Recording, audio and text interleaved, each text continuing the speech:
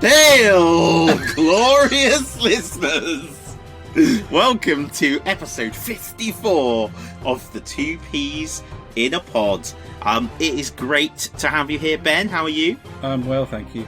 Good, I'm glad you're well. I am also well. I'm very excited. I know you didn't ask, but I've told you now, so there you go. Tonight we will go, as ever, onto the hobby desk. Ben is still building his legions, and I have been painting vast legions, so a bit to talk about there. Oh, and my little boy Joshua's had a crack at painting, and that's been eventful, so we'll talk about that. Going into the Galaxy of War, the Psychic Awakening series continues, so more to discuss there. The Mortal Realms, we know there are giants. They have made models of Ben and I, and it is beautiful. So a little bit about the Lumineth Realm Lords as well, and Snotlings, which is all very exciting, isn't it? As ever, we then head into the community and we do some shout-outs, just talking about people that have inspired us. This time we've got our Instagram shout-outs as normal. We've also got a competition winner from the hobby group, as well as chatting about a few companies from the recent virtual walk-on that we've been doing. And then lastly, into the wild places, where we do some more stuff from virtual walk-on. And that's mostly it, isn't it? Yeah, I think so. Yeah, everything else was just filler. Yeah. Everything else, everything that Ben says is just filler. So, without further ado, we shall go on to the hobby desk.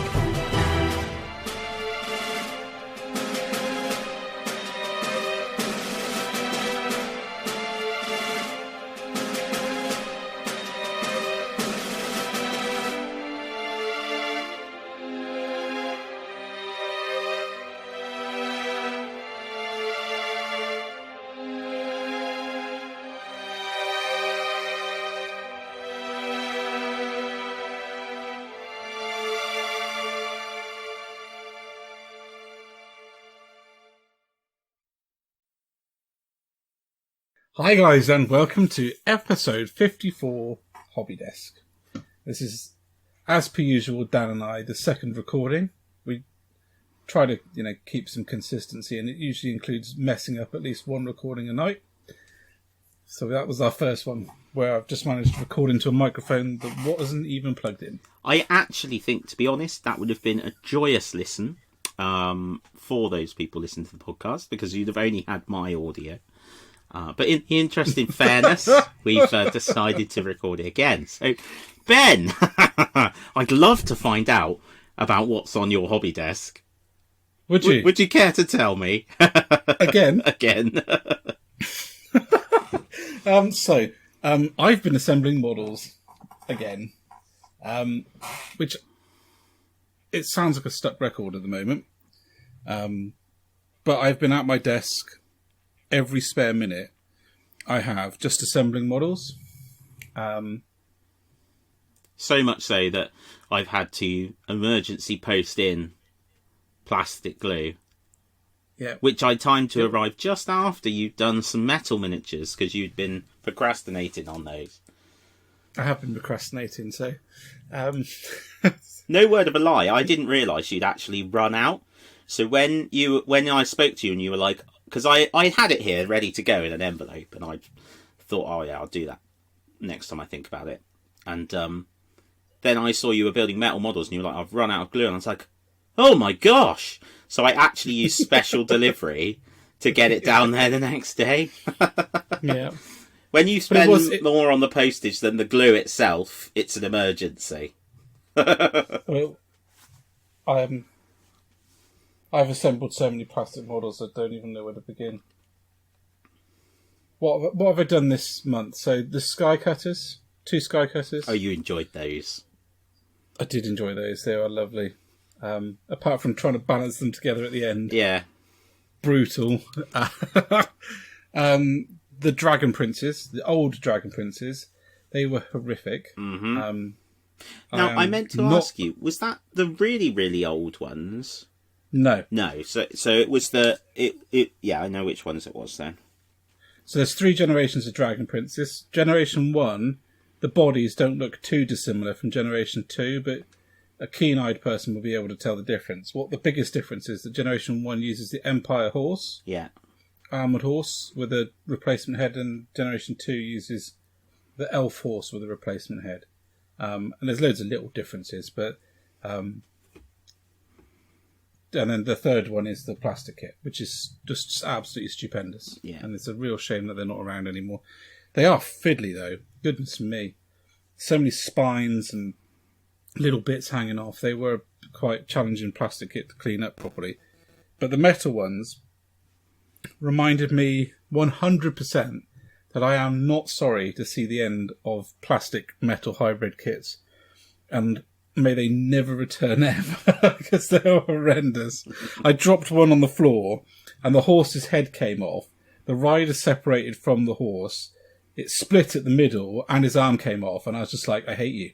It's a carpeted floor. I mean, it's not even like it's a long way, and it's hard. It's a carpeted floor.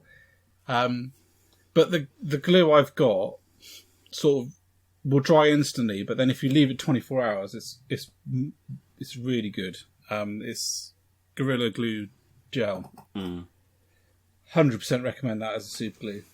100%. I'll try that out. I must admit, I've been using Army Painter super glue now for about 4 years.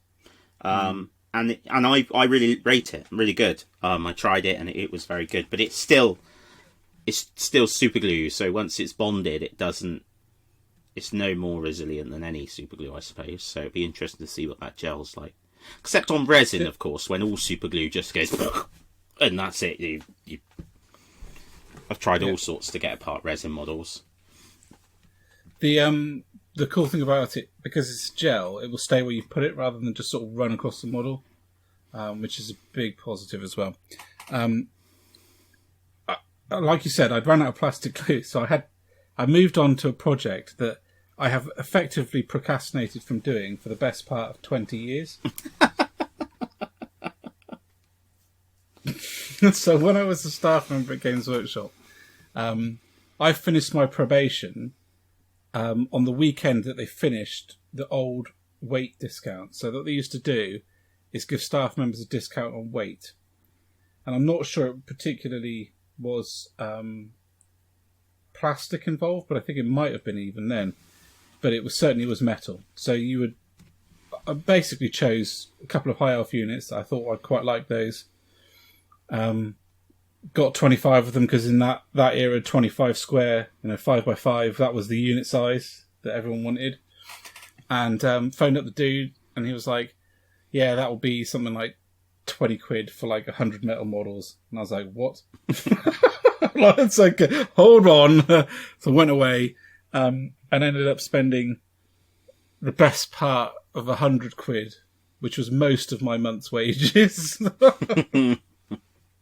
on metal models. And I got Blood Bowl teams, steam tanks, great swords, hammerers, iron breakers, white lions, Tyranic chariots, swords masters of Hoeth, Phoenix Guard, so many. And the problem is, I hate cleaning up metal models. Absolutely hate it.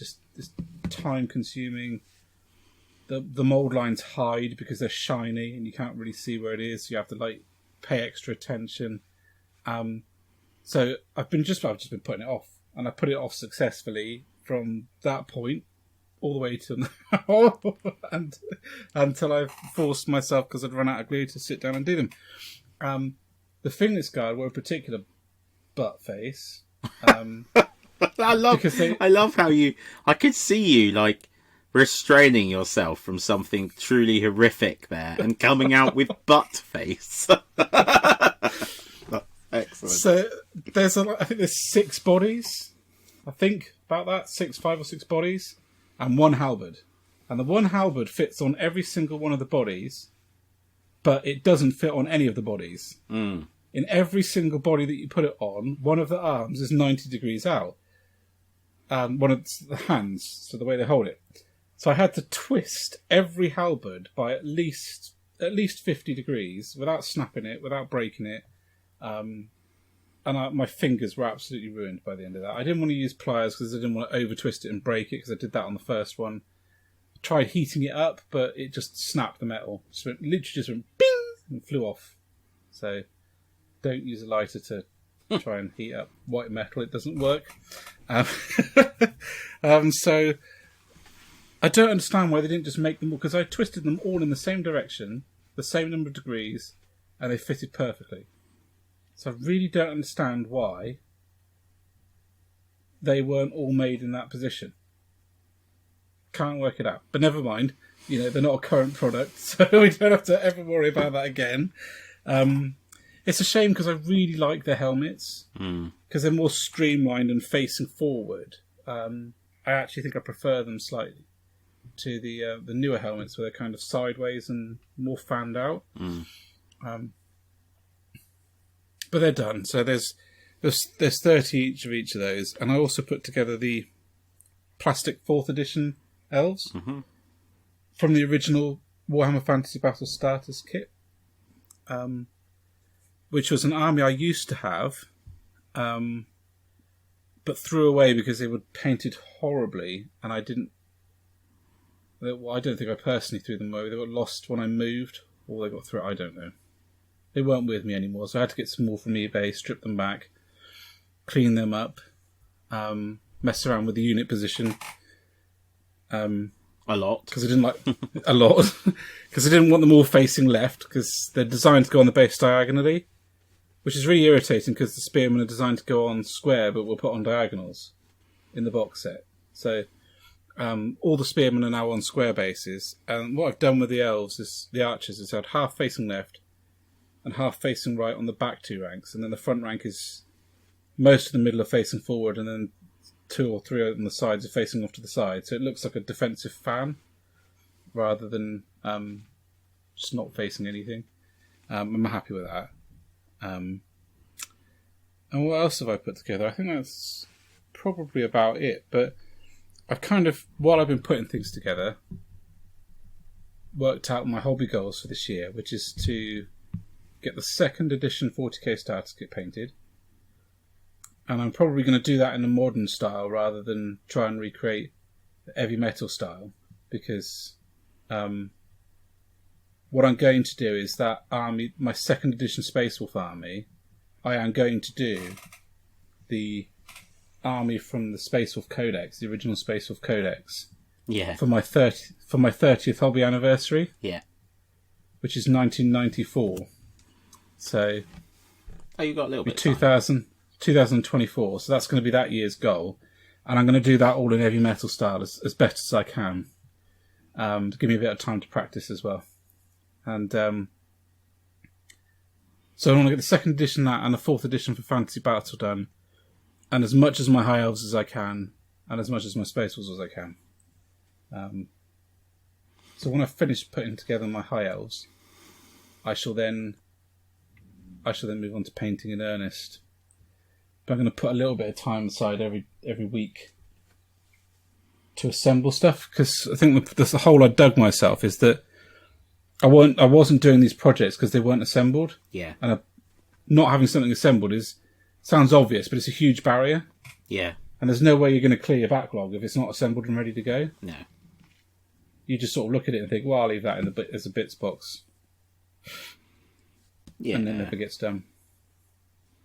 I feel the same. Like, having stuff up and ready to go is so helpful to crack on with. Yeah. I think because I always get tricked by assembling into thinking it's a nothing. It takes hours. It takes ages. It does. It takes hours. I mean, I think this year demonstrated it to me just how long it actually does take. And I don't know whether I've already said this in this recording of the podcast or the one that we've just had to shelve because it didn't happen. But with the elves, because of the way I'm painting them, because I'm undercoating them in white and then painting their armour in mithril silver or stormhost silver, and then using washes and glazes and contrast to colorize it so it looks like that painting that I'm really fond of. So it's almost like an internal glow from the miniature, from the elves. They look almost ethereal. You can't have a mold line on that. No. Because it's really difficult to repair it. Yeah. Because you'd have to sort of redo the washes, and it would just be a pain. So I'm having to spend a lot more time being very pedantic and making sure there is no mould lines at all. Whereas, for example, I put together some dryads for Joe last night, and I really didn't. I wasn't 100% fastidious because a bit of a line here or there won't make a great deal of difference.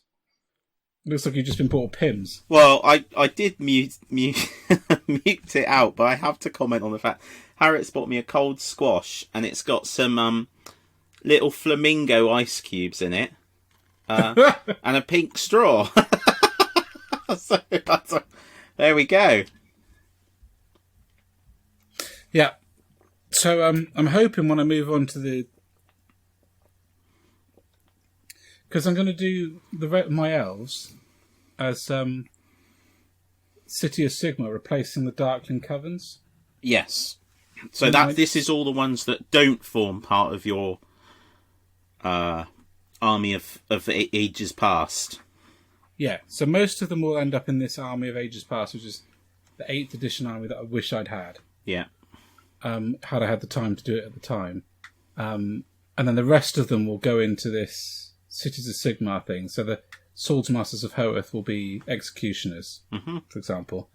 And I'll use the Darkling Coven keyword, but change it to, I don't know, something else. So it will fit the rules perfectly, but I'll just change the writing. Yeah. So the executioners won't be murderous heathens who, worship the ground that their sorceress works on. They'll be boring. Stoic, boring noble warriors of light and order or some nonsense like that.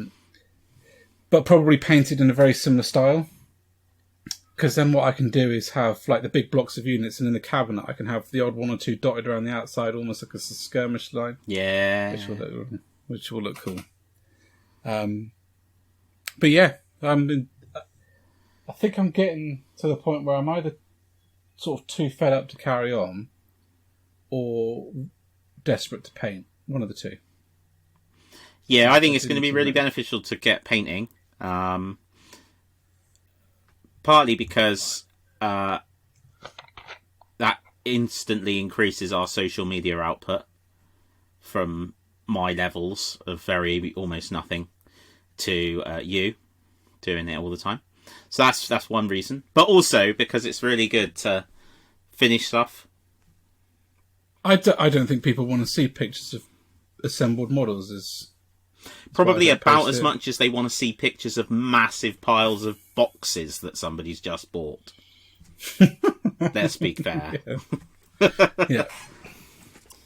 So yeah, that's me. I've got some cool things that I've managed to sort of do, or not do, but to tidy up gaps in the collection for my 5th edition starters kit. I've just unboxed a box of brand new Lizardmansaurus, which had the cellophane on. It was almost from 5th edition, you should say. From 5th edition, yeah. So that must have been in this cellophane for at least 20 years. Yeah, well, at least. Yeah. And I've just taken it off. I feel a bit bad now. But I've also, when I was picking up a few bowmen and spearmen to fill the gaps, I got a set which had some of the bowmen and spearmen on the sprue. So I'm going to clean the undercoat on that they've put on there. And I'm going to have that 1992, mate. I'm basing. That's great. That was 6 years before I even started in the hobby. Well, I started, I believe, 94, I think. I started the year the Space Wolf Codex came out. I know that much. So there we go, yeah. So I'm going to keep those and have them on display at some point when my hobby shed finally gets built. But that's me, mate. I've rattled on about assembling models now for nearly 20 minutes. There's far more interesting things going on your hobby. Ironic, you haven't even mentioned plastic filler, isn't it? Really? Hey, 20 minutes of essentially filler for the podcast, and you've not even talked about filler. Yeah. Well, I could talk about a filler. No, let's not. I think people have had enough. There is one thing that I have found that. So when I thin down green stuff, liquid green stuff, if I use water, it retracts back and leaves like a horrible kind of withdrawn look to it. Whereas if I thin it down with gloss varnish, it works a lot better. There you go. Doesn't retract back. Look at that, though. With my sarcasm, I teased out a pro hobby tip there. Pro hobby tip. So, I have continued my batch painting epiphany. Now, I was trying to remember before we started recording what I was doing. Had I finished the demons? You'd finished the demons and you'd started on the next lot. Because I remember being sarcastic about the Mighty Lord of Khorne. That's right, yes, of course. So he's finished which now. You've managed to completely bugger up anyway. Yeah, so. I've put him on the wrong size base. I'm sure he came on a 50mm base. So that's what he's on, but he probably didn't, so... Oh well. I shall just take a 60mm base everywhere, and if somebody's upset about it, just blue tack him to that. But otherwise I'm just going to leave him, because I'm not going back. I'm not revisiting that. So since the last podcast, I have finished the Mighty Lord of Khorne, 10 Blood Reavers, 5 Wrathmongers, 5 Skull Reapers, 4 Blood Warriors, which is just brings me up, so I've got 20 painted now. A Korgorath. I can't believe you've only got 20 Blood Warriors. Yeah, I don't really use them a great deal, to be honest. I do need. It would be nice to have a box of the multi-part ones. Have you not got any multi-part ones? No. Wow. And they're nice as well, the multi-part kit. Yeah, they really are nice. Much nicer. So, a Slaughter Priest, Valkyr the Bloody, a random Exalted Champion of Khorne that I have with a big spear, another Spawn. I think that was it. So, basically what I did is I swept up everything that wasn't Blood Reavers into one painting session. So, got all of that done. That was fine. It was a bit awkward because I had to. It was all at different levels. So some of it was just built, and then some of it was like already base coated and what have you. So I just brought it all up to the same level and then worked through it. And then I found 4 more Blood Crushers. So I built those. They'll be quite useful because I've built 3 command ones, so I'll have 2, because I've got 8 already, I'll have 2 units of 6 for Age of Sigmar, because they're in 3s. And I can just have a whopping great unit of 12 for 40k maybe, or something. I don't know, depending on what I do with the command ones. I need to do a conversion to make one of the characters that rides around on one of those. Character Bloodletter. But they're put to one side for now. Because I decided to paint 53 Blood Reavers in a batch. Now that number keeps going up because you keep finding them. Oh, they're everywhere. They're everywhere. Every time I open a box, I'm like, oh, look what I found. And then, well, I'm not going to lie. The tears that it's making me weep, I can capture and use them as contrast medium. It's horrendous, man. I just can't summon. I think, I don't know. I'm just tired. I'm tired with the children at home and all, and it's just, I'm worn out, so I'm not painting as much in the evening, or I'm getting too tired and I'm not forcing myself into the room to do some painting. And so they're dragging, and the last thing you want on a project like this is for it to start dragging. I don't think they're dragging as much as you think they are. I think it's psychological. Well, they're psyching me out then in that case, because they're like sat here like, look at us. So if you think about it from a positive perspective, you've done the browns, one of them twice because you'd put the wrong colour on. You've done the reds. I've done quite a lot. So the red armour's done. Well, this is base coating wise, which is the main thing anyway. So the red armour's done. All of the like bandages and stuff like that are done.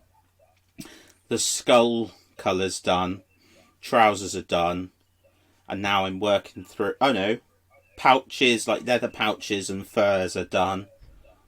So I'm now working through like straps, which is Cygor brown. So I've done 14 out of 53 of them. It's coming along. It's coming along. I plod away at it. And once they're done, that is a big lot of those guys. It means I've then got, I think, about 100 painted for the army, which is a nice amount to have. And then how many points is 100 blood? Whatever. Well, it's 240 points for 40 because of you get a bonus, a multi bonus. So it's 480 plus 140, so 620 points. That's not bad, is it? No. Yeah. So I'm loving life with those. And then, I say, I will then actually only have 4 Blood Crushers, and a random hero character that I found left to do. And then I won't actually own a single Khorne Chaos model for Age of Sigmar that isn't painted, which would be cool. That'd be fantastic. Even though there is a list, as long as my arm, of additional bits I want to get. For them, obviously. Yeah. So they've been fun. I must admit, I am really enjoying Contrast. One of the reasons is painting with something that is as thin as Contrast, but covers as well as it does, because obviously it's designed... It doesn't cover well, but it does, in as much as... Yeah, I know what you mean. You know what I mean, don't you? Because the way and it's supposed to work. There's almost two separate kinds of contrast. There's the contrast which covers ridiculously well, and then there's the contrast which is almost like a wash. Yeah, but the fact that it's so thin, it flows nicely and is therefore nice to paint with. I have found, as long as you're not mad and don't fill your brush with it. So I'm finding that good. Powering through with them. But more importantly, talking about the hobby desk, today I have had a contrast excitement day with Joshua. So for those that don't know, Joshua is 3.5, nearly 4, and he loves doing things with Daddy, mostly building Lego, but recently he's like to come in and he'll sit and he'll watch Paw Patrol on the iPad, and I'll sit next to him and do some painting. But then he says, "Oh, can I paint one, Daddy? Can I paint one?" And I'm like, "Hell no." But then I really wanted to get him involved, so I went onto Amazon, and for £4 I bought 50 Green Army Men. Now, They are absolutely shocking, as one would imagine. Look at this guy's profile. Ding! That's ridiculous. Looks like he's been rolled over by a tank. He does, doesn't he? So, obviously I'll put some pictures up, but, so I got 50 of them, and we got them out. He got really excited because he's got a star chart for when he does good things. So he got all his stars, and then I said, "Oh, I've got you something," and I showed him, and he was so excited. He was buzzing. He was like, "I've got models like Daddy!" Oh! So he was very excited. So we got them out, and spent hours taking off the mould lines, because I thought he needed that experience. That's not true, by the way. We didn't do that. So we got them out, And we got a big long piece of wood, and we put a big strip of double-sided tape on it, which was fascinating. He thought double-sided tape was amazing. And we stuck them all on, and we took them out in the garden, and we spray canned them all. This was quite funny, actually. I said to him, go and stand inside while I'm spraying. And the next thing I hear, that smells quite nice, actually, Daddy. I'm going to come outside. And I was like, no, dude. Just a bit of random solvent abuse going on here. So, yeah, we sprayed them all up with Wraith Bone spray. Brought them inside. And then he has merrily contrasted them. Or a lot of them. Not nearly all of them. About half of them. Now... Don't ever, you can't be like prissy about your brushes or your paint if you're letting your 3.5-year-old. So I got a piece of high density foam and cut a hole in it so that I could like wedge the paint pot in it so it wouldn't fall over. That was quite good. Not Citadel branded though, so disappointing in comparison to the little triangle thing that you can buy. The best bit was when it went through my head and I was like, damn it, I need one of those things. Where can I get one? And I was like, hang on, just make one out of something, for goodness sakes.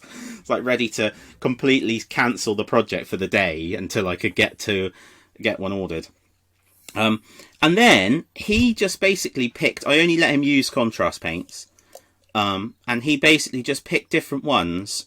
And what's been really cool is I've now got a whole load of dudes that show you what a contrast colour looks like. I don't know, you can't really even see these over this thing, can you? But we've got, this is Mr. Orange, this is Griff Charger Orange. I will be able to see them, but I'm pretty sure the listeners won't be able to see them. No, well they will, because I've got some photos I'm going to do. But yeah, he's painted loads of them, all different colours, and he had a great time sat there doing them. He did say he got tired at one point, he was tired from painting, and he needed to lie down. So that went.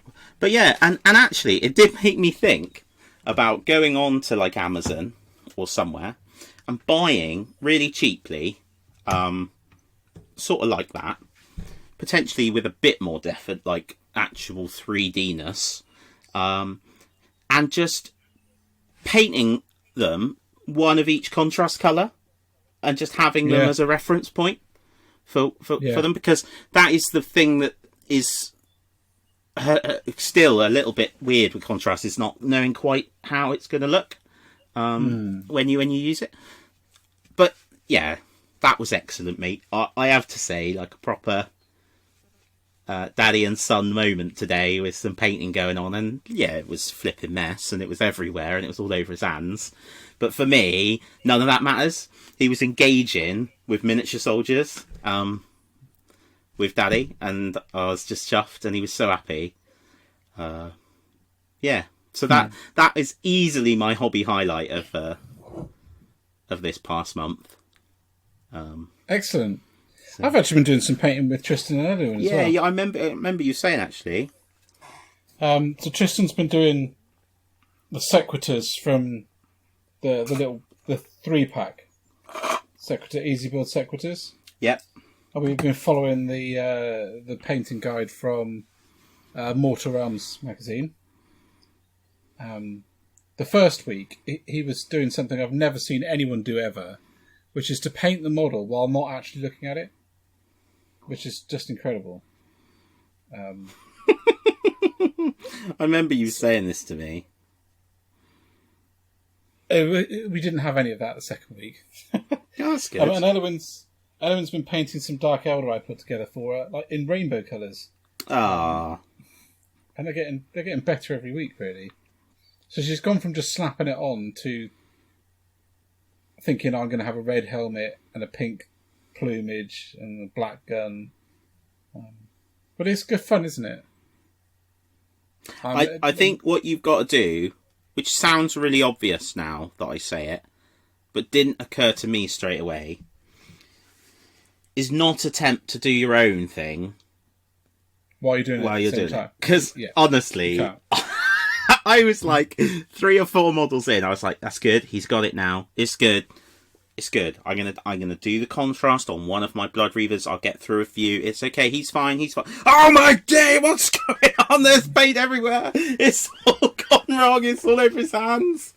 He's running around the house, and I'm like, don't touch anything. Yeah. Yeah. Yeah, I had a momentary lapse of concentration with Elowin, and she opened up a contrast paint while I wasn't looking and sprayed it all across my desk. I was like, oh God, I hope that's not gone on the carpet because Joe will have my balls as a necklace. Luckily, it all went on my desk, so it was all good. But yeah, you can't take your eyes off them for a second, can you? What I was actually thinking of doing is, as well as, is getting Tristan to make a Gaslands army. Oh, yeah. Because that's with Matchbox cards, so I think he'd probably enjoy that. Cool. So, with all that in mind, it's been quite an active hobby desk. Yeah. Not very exciting. I mean, it's exciting from my perspective, getting stuff done, but I could appreciate people listening to this are like, oh, wow, how boring. You've managed to assemble stuff. So yeah, but the thing is, though, in a couple of episodes' time, it'll be like, oh my goodness, because you'll have gone, hopefully, and have loads of stuff painted.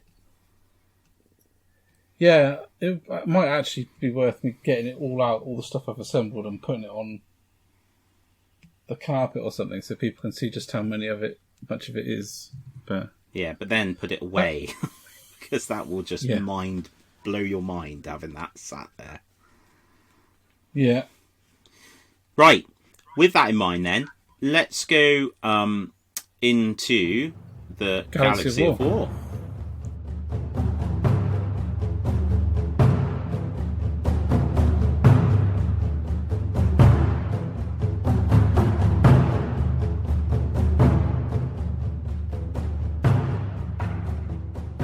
Okay, guys, so welcome to the grim darkness of the far future, or billions of years in the past, as is the case with the Necrons that we are now seeing. Or Star Wars.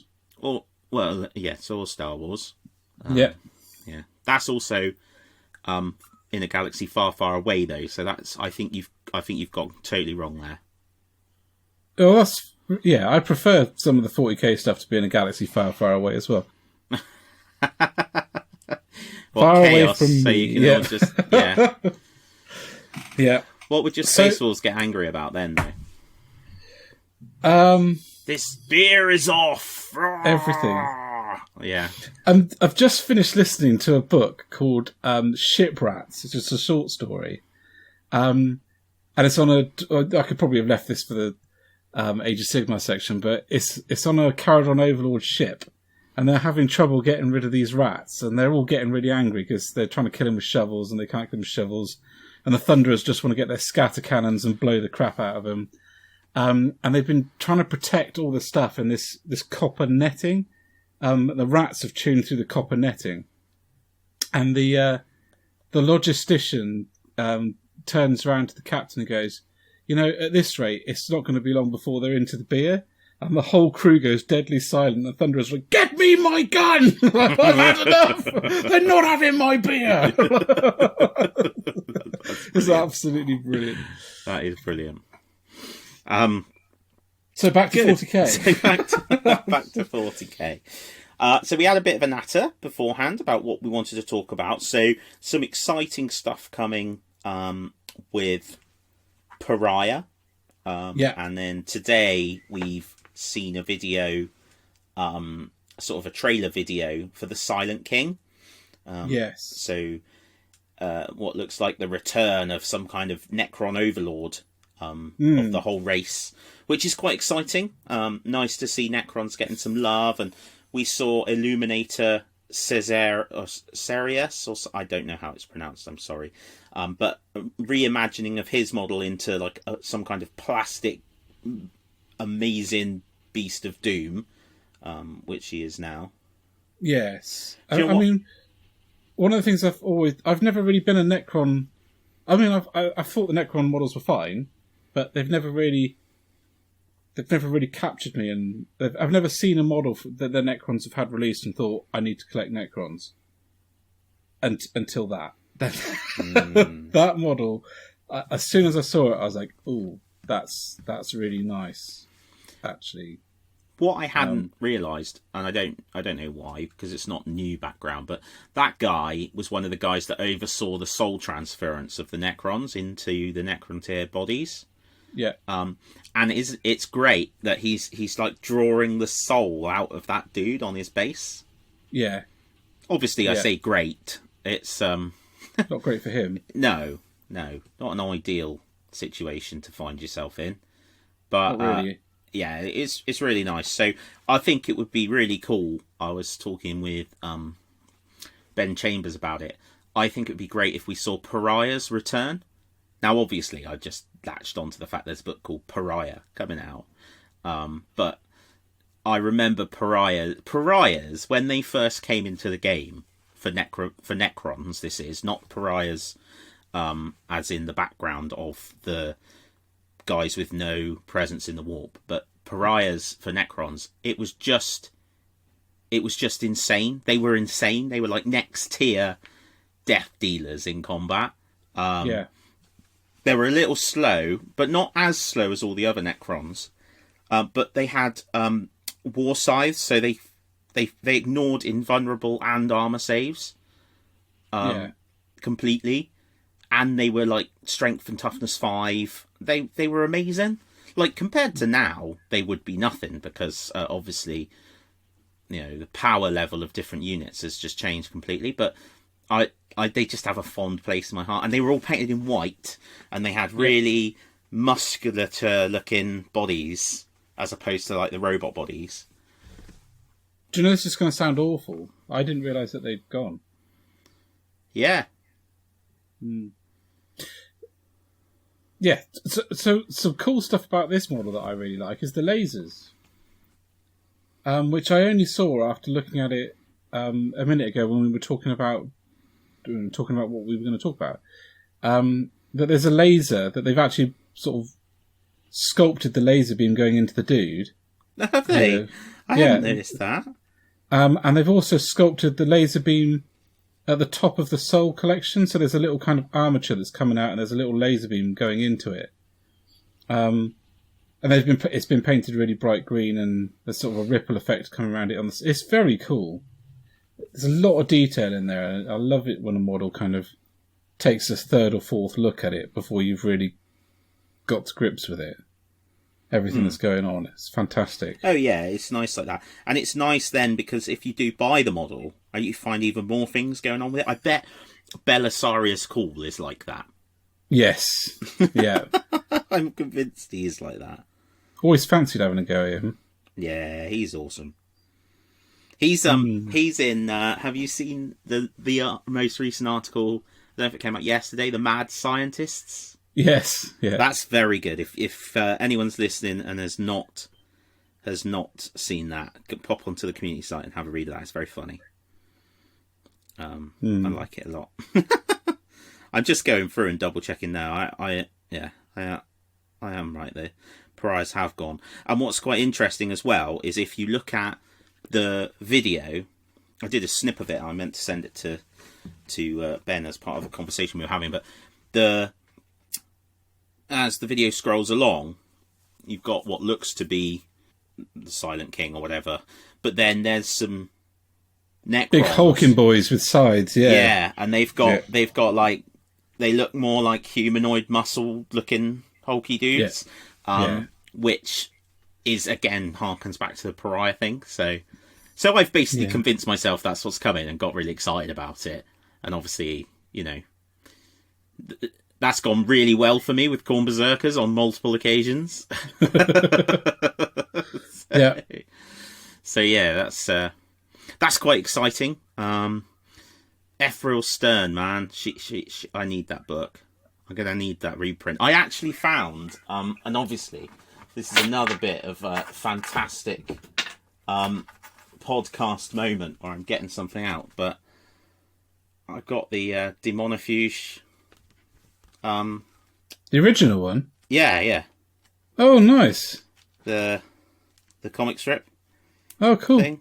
So, yeah, that's pretty cool. I'm going to flick through that.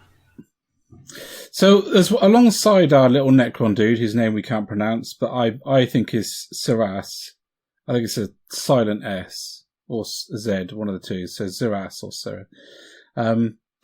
Is a new Inquisitor called Draxus, who has divided opinion, I think. But actually, I think the fact that she's divided opinion makes her all the more awesome to me, because she is not a straight line Inquisitor.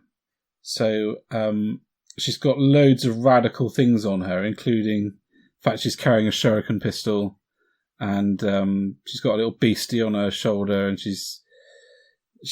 I hate to say it, but she does look almost like a half-elf, doesn't she? Or half-elder.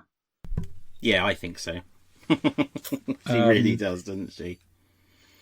I would love that to be the case, because that's going right back to Rogue Trader background. Yeah. That kind of stuff. Where, the chief librarian of the Ultramarines was a half-elder. I must admit, I kind of feel it would be more likely that she had been surgically altered to... Yes, to make her more approachable to Elder. Yeah, because she's clearly deals with them a lot, given the sort of little video clips that we've had of her.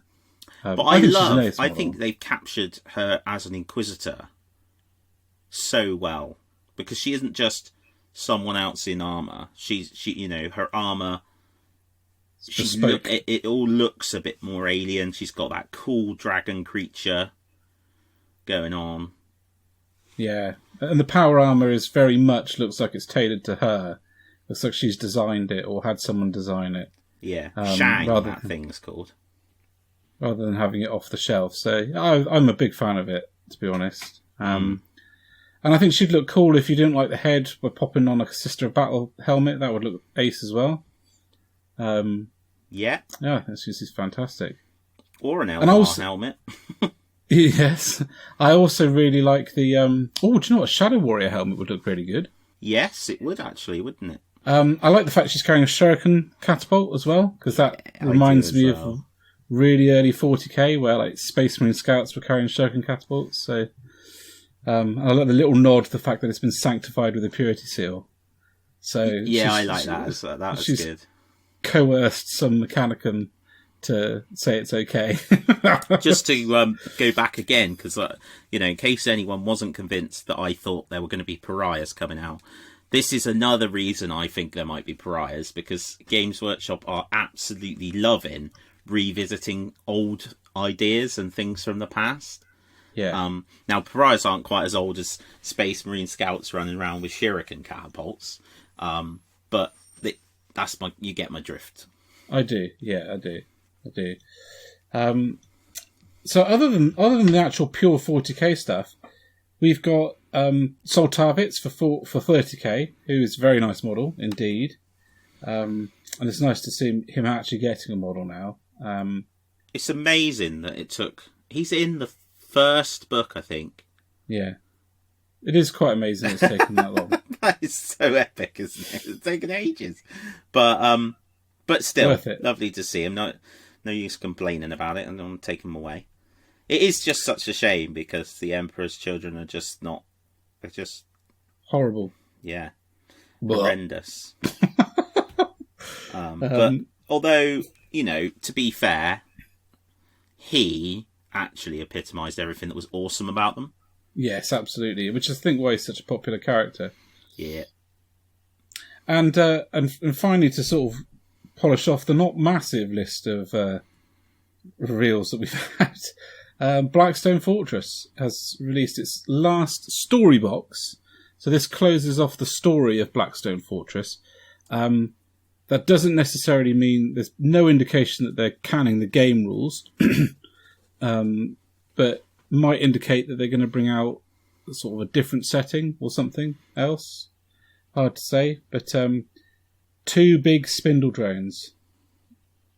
When you say big, they are flipping epic. They are massive. Sized. They're like Redemptor Dreadnought. Might not be as bulky. No. But height-wise, they're up there. Because they're holding totally underneath, different as well. Well, they're holding the other spindle drones underneath, aren't they? Yeah. In their little claws. So organic. Like, they almost look like Tyranids. In fact, if you painted it as a Tyranid, I don't think people would bat an eyelid. They're really organic.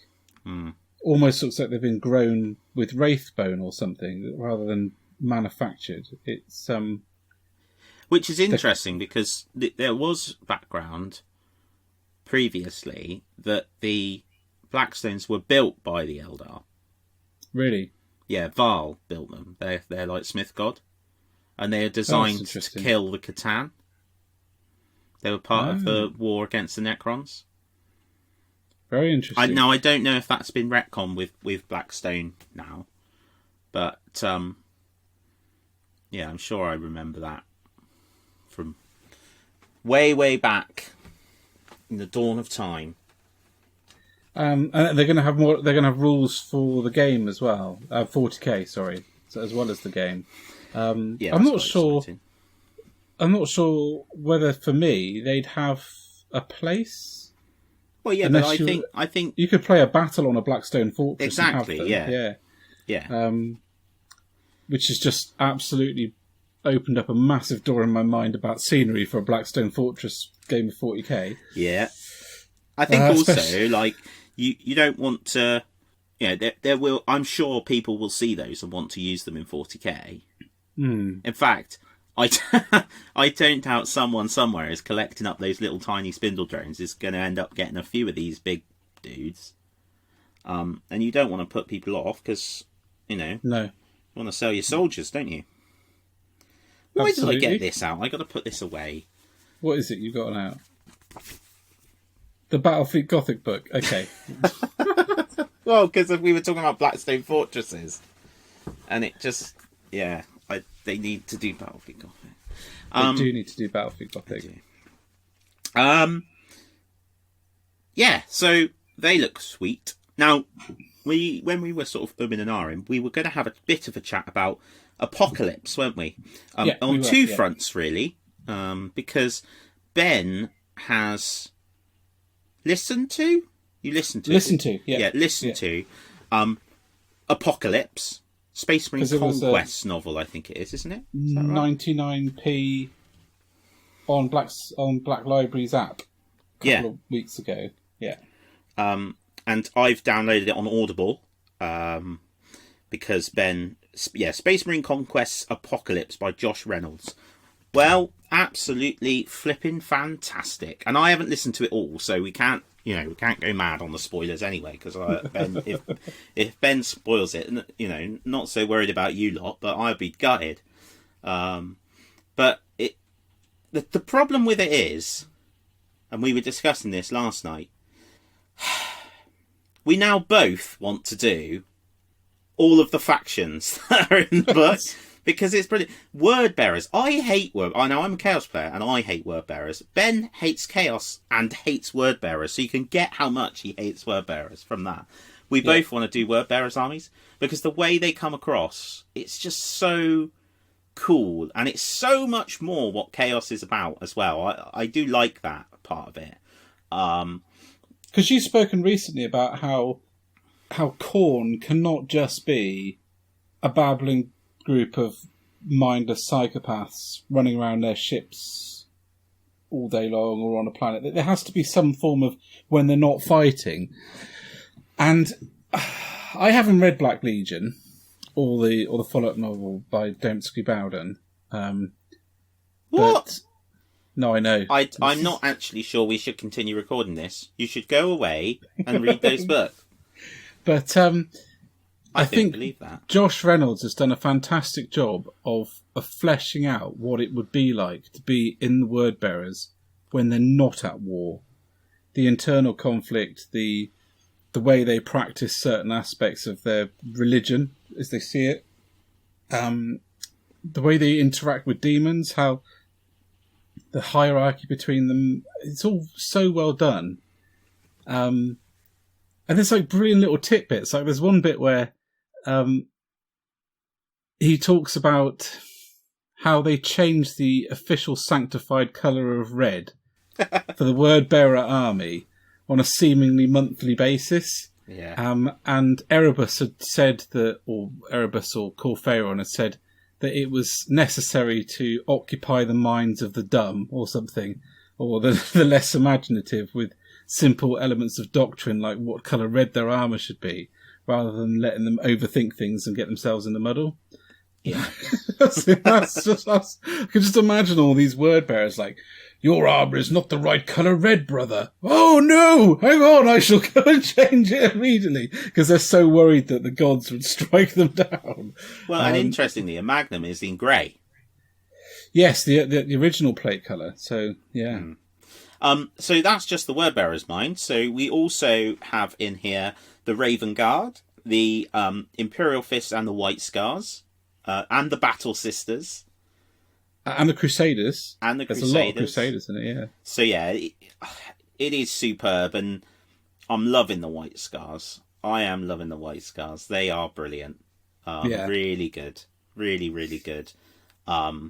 Lots of politicking as well, and how Space Marines deal with that, which is quite fun.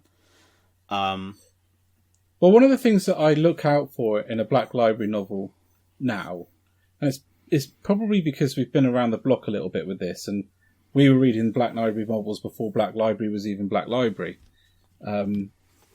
is that if a book has managed to be in the 40k or Age of Sigmar universe and kept me occupied and engaged, and very little combat has happened, I think that's a huge plus point. Because it's very easy to just have whole books on a big battle, which is fine, but actually, there has to be other story in there, otherwise it just gets a little... There's only so many ways you can describe a Space Marine killing another thing. Or, getting shot. Yeah. There has to be other things in there, and I think Josh Reynolds has done a fantastic job of stitching those other things into the story. Yeah. So it's engaging right from the outset, and there's no combat really. There's a few ship battles, but there's no combat really for the first half of the book. There's the odd fight, without giving too much away, like one-on-one combats and that kind of stuff, but it's certainly not the main part of the story. So if you've not read it and you enjoy a book, get it, or listen to it or whatever, because it is excellent, really, really good. So far, what will be really funny, and you obviously know, Ben, but there'll be like some random twist in it that'll enrage me, and then by the time we come on next, I'll be like, that book, ah. We'll see. I'm looking forward to the rest of it. And that sort of leads us on then to discussing Apocalypse, which is something that I've got a bit excited about recently, because as my army it has now crept past the 300 power painted for Khorne, which is the sort of recommended minimum size for the new way of playing Apocalypse, although it can be used for smaller games. I've become more and more excited about it, buying up movement trays and stuff. So we were kind of reflecting, weren't we, that we were around right at the beginning for Apocalypse. Were you working at because I don't think I was working at the store when it came out first. I was there when it came out. When they brought out the Shadow Sword and the Baneblade. No, the Baneblade came out in the first release. The Shadow Sword and the Stomper came out later as their own release. Yeah. Because I can distinctly remember trying to get Stompers into the largest Games Workshop bag that we had at the time, and it was really flipping difficult. I was there for the first one. I built the Titan for the first one. Oh, yes. Because it was in the first Apocalypse book. And that was very much just a book, the first Apocalypse release, with a set of rules that allowed you to basically throw everything you had on the table in almost any way you wanted. And it utilised a lot of data sheets. which is, I think, probably the first time we saw the data sheets where it had formations on it. Yeah. So rather than just taking a predator, you would take a predator data sheet, which could be anywhere between, I think it was 3 and 9 or some ridiculous number of predators.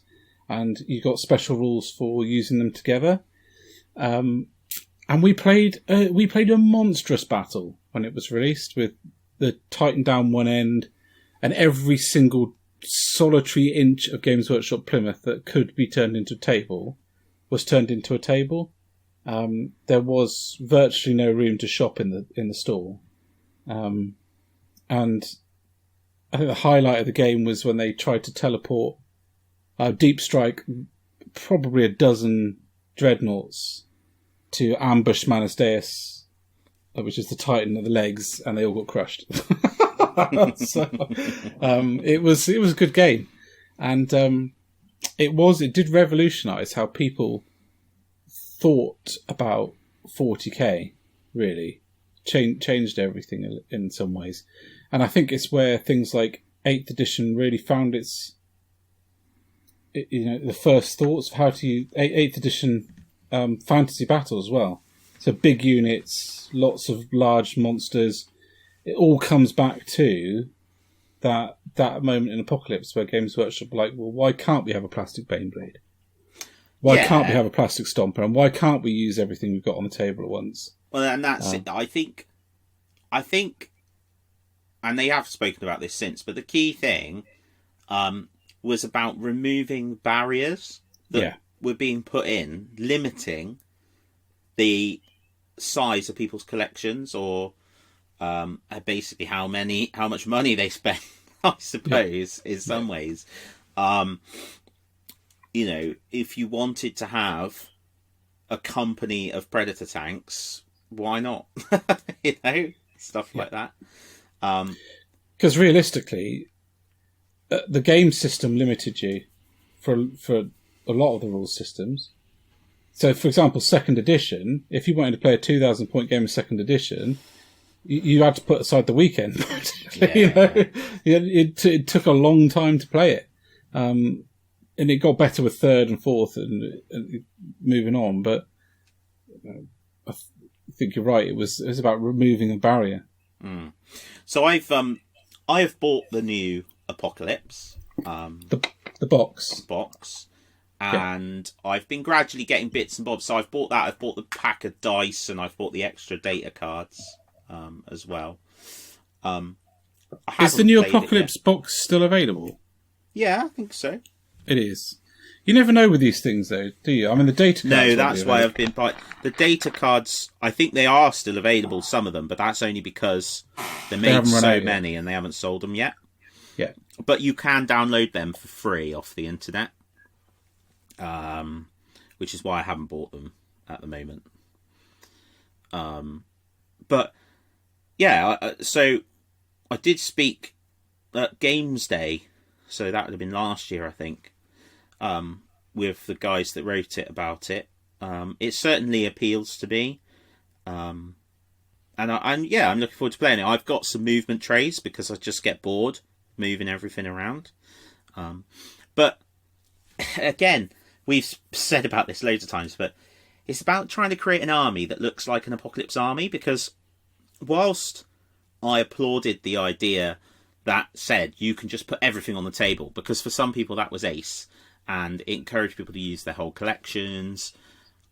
For me, I've always wanted to use Apocalypse, and this is perhaps why I've played so little of it, to play a massive army. Not a massive random collection of all the things I've got painted, but an army that looks like an army and has that scalable look of an army. Now, obviously, I know what the question: what does an army look like? Could be answered loads of ways, but again, I've got how many have I got? 80 cultists. That's right, 80 cultists, and 24 Khorne berserkers, and once you lay it all out, and I've got 60 bloodletters and a couple of skull cannons. I've got there's enough bodies to make it look like an army that's not just all the big stuff. Yeah. that's why I'm really excited. So, yeah, I've got 2 Helldrakes to paint, and a Venom Crawler, and some Terminators. Is that it? Oh, and a Dark Apostle. So once you those keep are done, getting yourself in a mess with those Terminators, though. You're going to need to work out how you're going to approach them, because one minute you're just going to assemble them straight out of the box, and the next minute they're going to be converted, and then you just... They'll be minor converted, I think. I don't think I'll go mad, because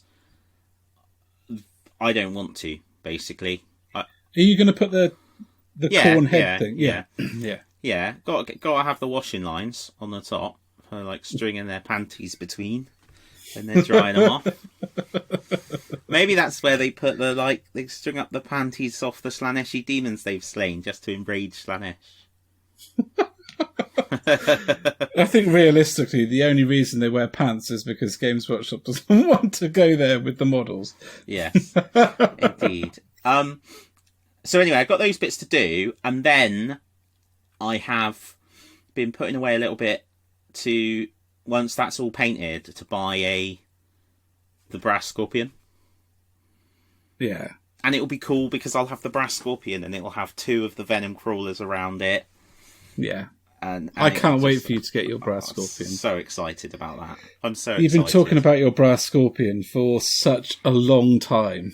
Yeah. And every time you go to Games Workshop, you just stand in front of the cabinet looking at it. Yeah, and the really what's really cool, the reason I haven't bought it is because I knew in my heart of hearts I had that flipping Land Raider to do. Yeah. And that was the main thing, the Land Raider. And the cultists was sort of up there, and then and I know the Helldrakes as well really sort of sit on my mind, and I'm like, I can't buy that and take it home. But now you see, with the Bloodletters being done and the cultists, I've got enough bulk, and the Land Raider, I've got enough bulk to sit that in there, and it wouldn't look daft. Yeah. I can't wait for you to get it. Honestly, I cannot wait. So that'll be cool. And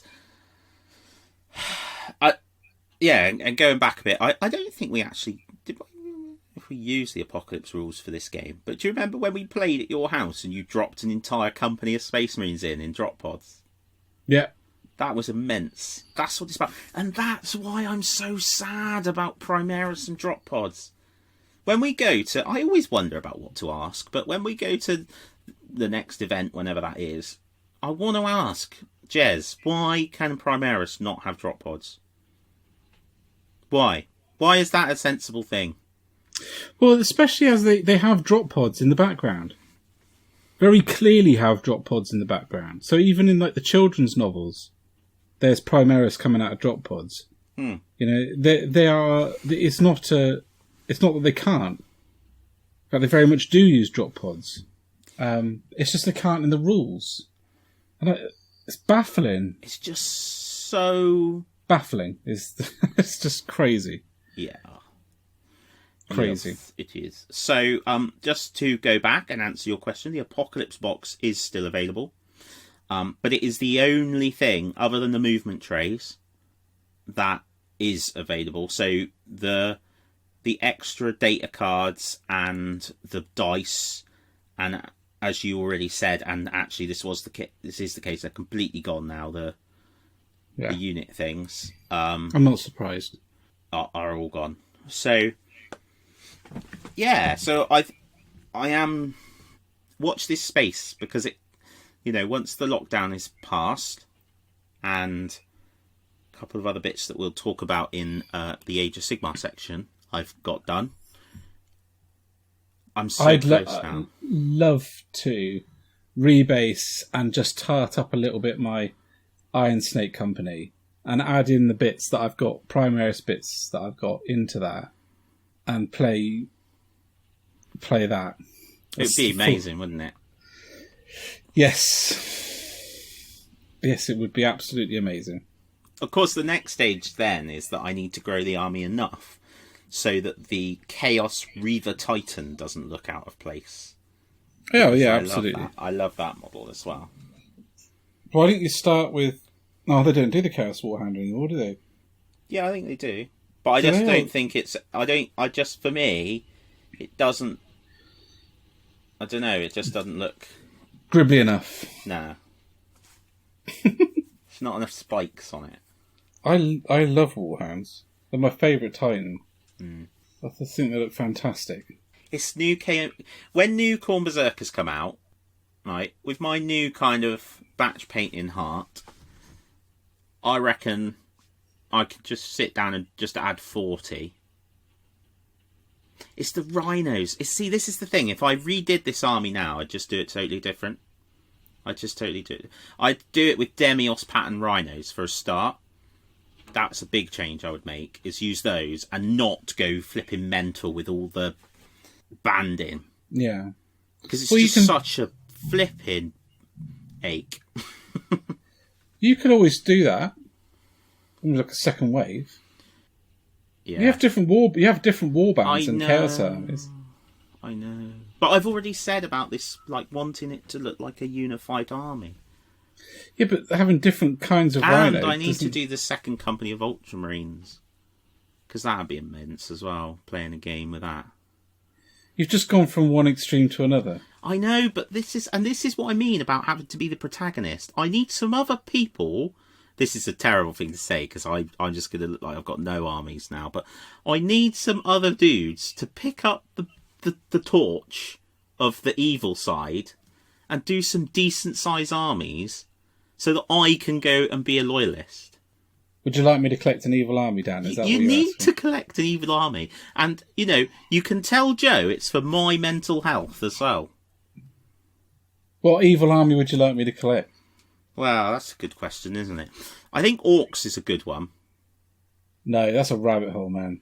Yeah, I know. I do have a fair few Orcs, though. I can help you out. Again, this is the joys of podcasting. Fill a can.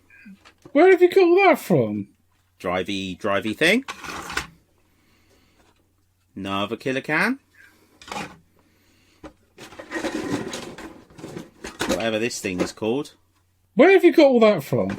My friend Mike Colpin was doing orcs, and he's not now. And he was like, "Do you want these orcs?" So I've got a load of orcs. Well, as I enjoy doing orcs for fantasy, and I've got the new Galskull Thraka, it would probably end up being orcs. Yeah, look, he's even got some of these old dudes in it. That's converted with a bit of a random... There's one that's not converted. Yeah. Okay, all right. I will consider doing orcs. And the data cards, you wouldn't need to buy them. Okay. And the codex. All right. But yeah, because then I can do Ultramarines and, overthrow the Kakaradon. That's not Kakaradons, that's the space shark. Charadon Empire. Okay. So there we go. Boom. Just add that into your painting quests. Oh no, I've got to do the Ultramarines though. Oh dear. That means I now need to put together all my orcs. Yeah. I have to be honest though, and that moves us nicely on to the last thing we were going to talk about. Wow, almost as Mr. Bond.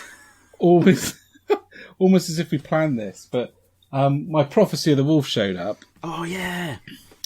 And perfect. Yeah, I know. And the Galskull model is just stupendous. And I've never seen the knobs and the knobs in Mega Armor sprues before, and they're really good.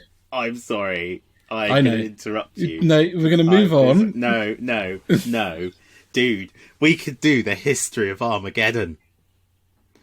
You could get your guards sorted, right? I've got the World Eaters army from the First War. I got the Space Wolves. You got the Space Wolves. You need Grey Knights. I got Black Templars. You were only saying the other day, I don't really have any Grey Knights. So now you've got a reason to get Grey Knights. Well, so Grimnar can smack him in the face. Yeah. Yeah. I could do Salamanders. Oh, Oh, Celestial Lions, dude. Celestial Lions. You only need to paint like one. So anyway, there's an idea. So I actually, because I started Audible this month because I needed something to listen to, and listened to the Saga of the Wolf audiobook, which was very good, but finishes when Ragnar Blackmane dies, or pretty much dies, holding aloft Ghazghkull Thraka's head, and then just sort of keels over, and the book is done, like, narrated by the Skald, who's sort of telling the story of the saga to his brothers and the rest of the company. And the music is excellent, and the Skald is done very well. And Blackmane is a character that's been with me for the whole of my life in Warhammer 40k. So when he died, I was lying in bed at like 2 o'clock in the morning listening to it because I wanted to hear the end. I got preposterously and unreasonably emotional. Got in a complete strop because I was like, you can't just leave it there. And then I've been watching with bated breath for the box to turn up so I can read what happened. So I now finally know. Of course, I knew he got resurrected, but I wanted to know how it was done, and what kind of happened. But it's really cool. It's very, very good. The story is excellent, and now we have a Primarius Ragnar, and it's a lovely model. Yeah. Yeah, absolutely. Two superb. They have done some wonderful models. Really, indeed. Really good. Excellent. So, that note, I think we finished off what we were intending to talk about for 40k, haven't we? We have indeed, and all it remains to say is if you have been playing Apocalypse, if you've played the new Apocalypse or any of the previous versions, and have cool moments, particularly if there's pictures, please jump into the hobby group, which we'll semi-regularly put links up for anyway, or if you're already in there, and get those pictures up so I get really excited. Yeah, because Dan More doesn't excited. Need any help getting excited. See you in the Mortal Realms, guys. Wow, Mr. Bond.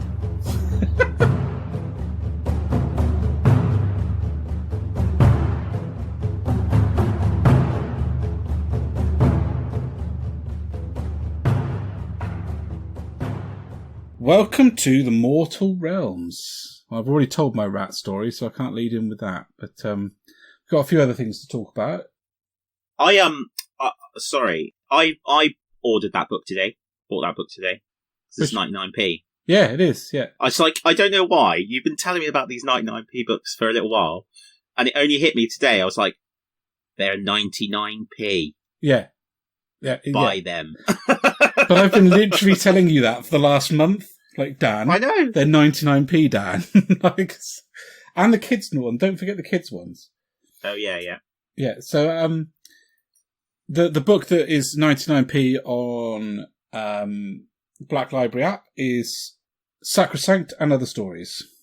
I don't know why, but I wasn't a massive fan of Sacrosanct. I thought it was a bit obvious. It ended up just being a book about a fight, which was fine, I suppose, for a short story. But actually, I've really enjoyed all the other ones a lot in there. The short stories have been really, really good. That rat one was particularly fun. There's a great one with Nefertiti in a court. There's a really cool one about when they find one of the 8 Lamentations. Yes. That's in there. That's really cool. So yeah, there's some good stuff in there. And what I particularly like about it is because the book is about the Sacrosanct Chamber and the Nighthaunt, and there's a lot of leaning towards death, the faction, and so a lot of the stories are based in Shaiish. I have trouble imagining what Shaiish is like because it's a place where people go in the afterlife, but it's also apparently a place where living people live too. So you can walk down, like, you know, there's a bit where, for example, an elf is travelling across a desert and bumps into a necromancer who's trying to gather his soul sand up so that he can be immortal. And then as they ride away, the little sprite that's with this wanderer notices that he can see this guy's ribcage, and he's like, "Oh, he's dead." And the wanderer's like, "Yeah, I know. I knew it was the moment he started talking." But it's weird that actually sort of dead and living almost coexist in a sort of weird, normalized way, in a sense. But yeah, I do have trouble sort of imagining it. But there's a city in there, I've forgotten the name of it. I think it's called Grey Fastness or something like that, Greyhole. And it surrounds a realm gate. And they've got like these special magical lights which hold back death. That are like powered by the wizards who live there and hold back death. And there's like a ring of salt around the city. And the guard says to the wanderer, when you cross that line, you're in death's territory. So beware. So it's good. I'm liking it because the one realm in my mind that I've struggled to imagine, I'm now feeling like I'm better able to picture what it looks like. Yeah. You're looking at something, you're pondering. Yeah, well, it's because I've gone to look for those kiddies books that you were talking about on the app. But I'll do that later. And pay you more attention. I'm sorry.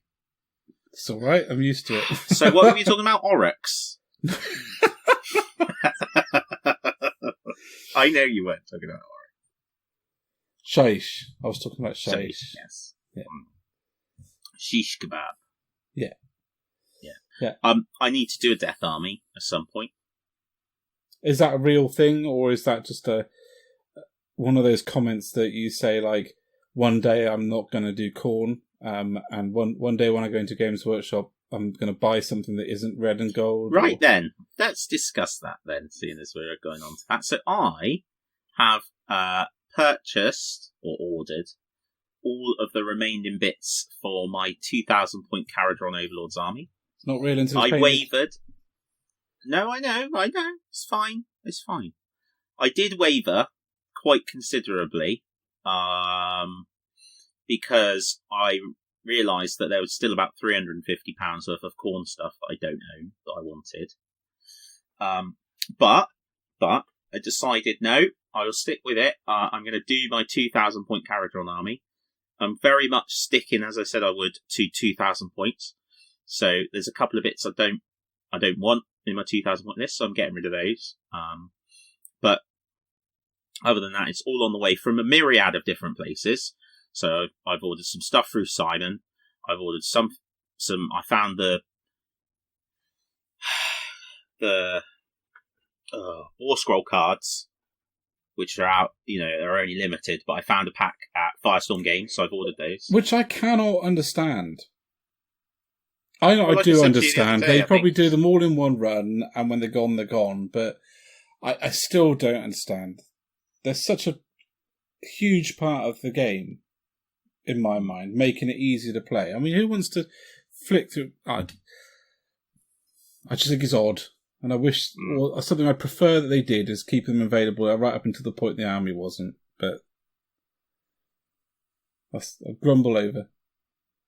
You may continue. We are talking about dwarves, aren't we? We are talking about dwarves. So I've ordered that, yeah, and then I had to get the Ether Chemist. I got that through Games Workshop. So goodness knows when all this stuff's going to arrive, based on the different lead times and what's going on at the moment. But there's no rush. I've got this horde of Blood Reavers to finish anyway. It's a shame Amazon hadn't sorted out their drone delivery service before lockdown, and then you could have had your Caradron Overlords delivered by drones. That would flying. Yeah, that would be inappropriate, actually. Wouldn't it? I haven't quite decided how I'm going to pay them yet, but I have got a set of the Time Worn Ruins, which I can't believe I hadn't got those before. That is just going to be my basing. Mm. I'm going to have lots of that stuff on the bases. Going to try and do them. I decided today I'm going to do them in 4 batches. Yeah. So I'm going to do the guy in dirigible suit and the 6 Endrin riggers. So that's all of the guys with the little balloons on their backs in one batch. I'm going to do all of the ground infantry. So that's 15 Thunderers, 20 Arcanauts, and the Aether Chemist in one batch. And then the 2 gun haulers, which is the little boats, do those 2 together, and then do the Ironclad on its own. Yeah. I think that's probably the best way to break it down, in my view. But yeah, I'm quite excited about the army. So for those listening that enjoy your tactics, I don't know why you listen to us, but from a tactical point of view, Dan was rabbiting on to me about armies should have 3 sort of elements for people to worry about. So my intention is to have my gun haulers, and I've got there's an item which is it's called the collapsible compartments, and it means you can put 5 dudes in a gun hauler. So I'm gonna have 5 Thunderers in a gun hauler, and the 2 gun haulers can go off together. And then I've got the guy in the dirigible suit, Endrin rigger in dirigible suit, and the 6 balloon guys, Endrin rigger guys, and then I'll have the Ironclad with 10 Thunderers and the Aether Chemist inside, and then I'll have 20 Arcanauts because I think it's useful to have sort of a linchpin in the back lines that can hold an objective. They're quite good when they're near an objective as well. Well, they're within, I think, while they're within 9 inches of an objective, they get bonuses. And I think I'll quite enjoy playing with the army because it's quite quick, obviously, quite fast, which will be fun. And unusual for dwarves. It's cool to have a fast dwarf army. Yeah. And it will be good to have something a bit different. Obviously, I do have my Stormcast, but they were, I've said before, they were just like a speed painting project that I could jazz them up and revisit them, but I think it'll be good to have something different. And it'll be nice as well within our sort of little gaming circle. Haradron aren't represented, so it'd be nice to have a different style, and it'd be nice if I can outshoot Dan.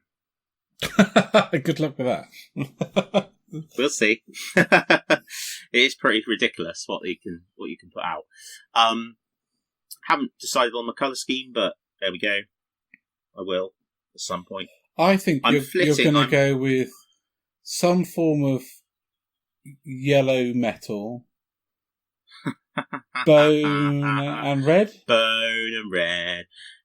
Funnily enough, I've seen some really good ones painted that way, but I'm like, no, don't do that. At the moment, jury's a little bit out on... one way I've been thinking of doing it is replicating the Legio Gryphonicus colours, so grey and yellow with streaking and weathering. I think that would look really cool. Yeah. But then also another way I was thinking about doing it was with Cabalite green, so go in that kind of turquoisey. But then another way I thought about doing it was doing that, but doing it with Pterodon turquoise or Achillean green, and doing it over metal, because then I could, like the ships, I could airbrush them all up metal with kind of the pre-shading, and then the coloured bits would be contrast, and then all the other bits I could just shade or use oils to take them down to the different sort of levels that you'd want the different metals, which would be quite a quick way of doing it. And I could even explore what I did on my Iron Golem, which was to use Agaros dunes over silver, which then became the sort of yellowy gold. Yeah. So there's a few options, things to try, that I'm quite excited about. But more importantly, giants. Yes. So on our last podcast, we were talking about, I wonder what they were going to look like, fully assuming that it would take months before we saw any pictures of what they look like. But no, they've released pictures of the giants, and they're giants. Yeah, they're huge. They're huge. It's fantastic. It's so cool. So it's a one box set that can be built in 3 ways, and it's at least twice as high as Gargant from what I can remember. It's been a while since we saw the video. And I think what I like about it is all 3 of the different ways that you can build them are very, very different. They're not just a little bit different. They're completely different. Oh yeah, it would have been easy to have not done that. So I reckon that the normal Gargant is just over half the size of the new one. So they're going to be absolutely massive. Absolutely massive. So there's the Gatebreaker, Kraken Eater, and I can't remember what the other one's called. Which is a shame. Sorry? The Executioner one. No, that's the Gatebreaker, the Executioner one. And you're quite keen to get the one with the corn symbol on his loincloth as some maybe I'm not. Maybe I'm wrong. War Stomper. I think it would look great in your Chaos Army. Yeah. Yeah, I do. I'm myself now for not knowing what that is. Yeah, I love that guy. The guy with the corn symbol on. Just people have seen it. It's basically he's duffed up a corn warrior, took his shield, and he's using it as a cod piece. Yeah, which I think is fantastic. But yeah, one of the things they've already said is you can use them in any faction. Which is really cool. It goes right back to what the original Giant release was like as well. So, yeah, really cool that is. So, yep, I'll be wanting to put one. And this is another thing that's really exciting about being so close to finishing painting what I've got for my corn. You know, hopefully, obviously I'll probably be knee deep in, ankle high maybe, is their dwarves in Caradron. But I'll be in a place where I'll be like, I want to add that to my corn army. No, I should tackle my backlog. Oh, wait! I don't have a backlog. Ka-ching! That won't last for long, obviously. No. But, yeah, that's quite exciting. So, really, I like these giants. They're these big. Yeah, they're phenomenal. I really obviously want them for my destruction army. Well, yeah. Can't not, can you? No. Now, we discussed the giants a little bit. We don't know a lot about the giants yet. I don't think they've done a preview yet, have they? Of any of their rules. I know they've been releasing previews of the Lumineth. And Eltharion is a badass. He is like, right then, so somebody had the audacity to kill me, and I'm pretty annoyed about it. I can't wait until he meets Archon the Black, who actually did kill him. That's going to be a showdown. Imagine that. Yes, imagine that. Yeah. You killed me. Oh, did I? No. I just tried to shake your hand. I just happened to have Hand of Dust in play. These things happen. Well, I just happen to have the Fang Sword of Eltharion in play. I could be stabbing you in the gut with it. I've always loved Eltharion because he was the good guy in the original box set. So he was the first character model I got for Warhammer Fantasy Battle. Was he the Warden of Tor Yvresse? Yeah. And then I was gutted when he was sort of blinded until they released the model and they gave the background. And he was a blind swordsmaster, and then he was Zatoichi in my mind. He was absolute brilliant model. I think they retconned that, unfortunately. Really? Yeah, I'm sure by the time... I might be wrong. I thought that by the time that had gone away by the time he was in the end times. But it was still cool. It was cool. Elves are good at healing. So they are good. Yes, that is true. And with all the magical shizzle of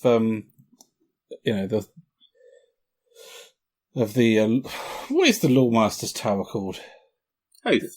Hoeth, that's it, right? Yes, all of the wizardry in Hoeth. I'm sure someone could fix his eyes eventually. I would have thought so. Now, I was going to talk about some more models, but because we've talked about Altharium, I have to talk about the single greatest threat to my productivity that has marched upon the horizon in many a year. And that is this flipping Altharian and Grom the Paunch thing for Warhammer Total War. It's amazing, isn't it? I messaged Tom today and I was like, Tom, because Tom's got the same computer as me, can my laptop run that game? And he was like, yes, it can. Do not buy it. It looks amazing, doesn't it? I know. And the trouble is, there is only so much free time. And I cannot generate more to play this game unless I can link into the internet at work. But that would be inappropriate. But it'd be good for lunch periods. 40 minutes laying down the siege. But I just know what will happen. I know what will happen. I will come up to sit and paint, and I will sit on this computer, and I will play these massive games. Yeah. And then I will want to have a big army, because I'll have been inspired by the game. And then I'll go to sit down and paint that army, but I'll play the game, and eventually I'll just get annoyed. It's like the Battlefleet Gothic game. It looks beautiful, but I cannot play. I just must not do it. I must not do it. There's just so much I want to do, and there's just not enough time, and it looks so good. I know, I feel your pain. I know. I just hope they release lots more cutscene videos. It's Grom as well, when Grom the Paunch is like stood on top of that rock, and he's like, "We're just warming up!" It's fantastic. I love it. Yeah. Damn it. I don't know. It's me. It's too difficult. So there is one last thing that I would like to talk about, because I'm not ashamed to say I nearly wept with happiness when I saw these. They made me very, very happy. Oh, we've forgotten about the K-Knight Shadowstalkers coming out. No, we haven't. They're on my screen. They're what I was going to talk about. But I started talking about Warhammer Total War. See? It's done it already! The Snotling Blood Bowl team. Oh, yes. Oh, man. I absolutely Halflings on hard mode, isn't it? Or something like that. Adore these. They are so wonderful. With a new pump wagon, there's guys dressed as wizards, there's dudes with one sock on their foot and not on the other one, but there's another one wearing the other sock on his head. It's just wonderful. I think they're absolutely stupendous, and I will be buying a box of them the moment they come out.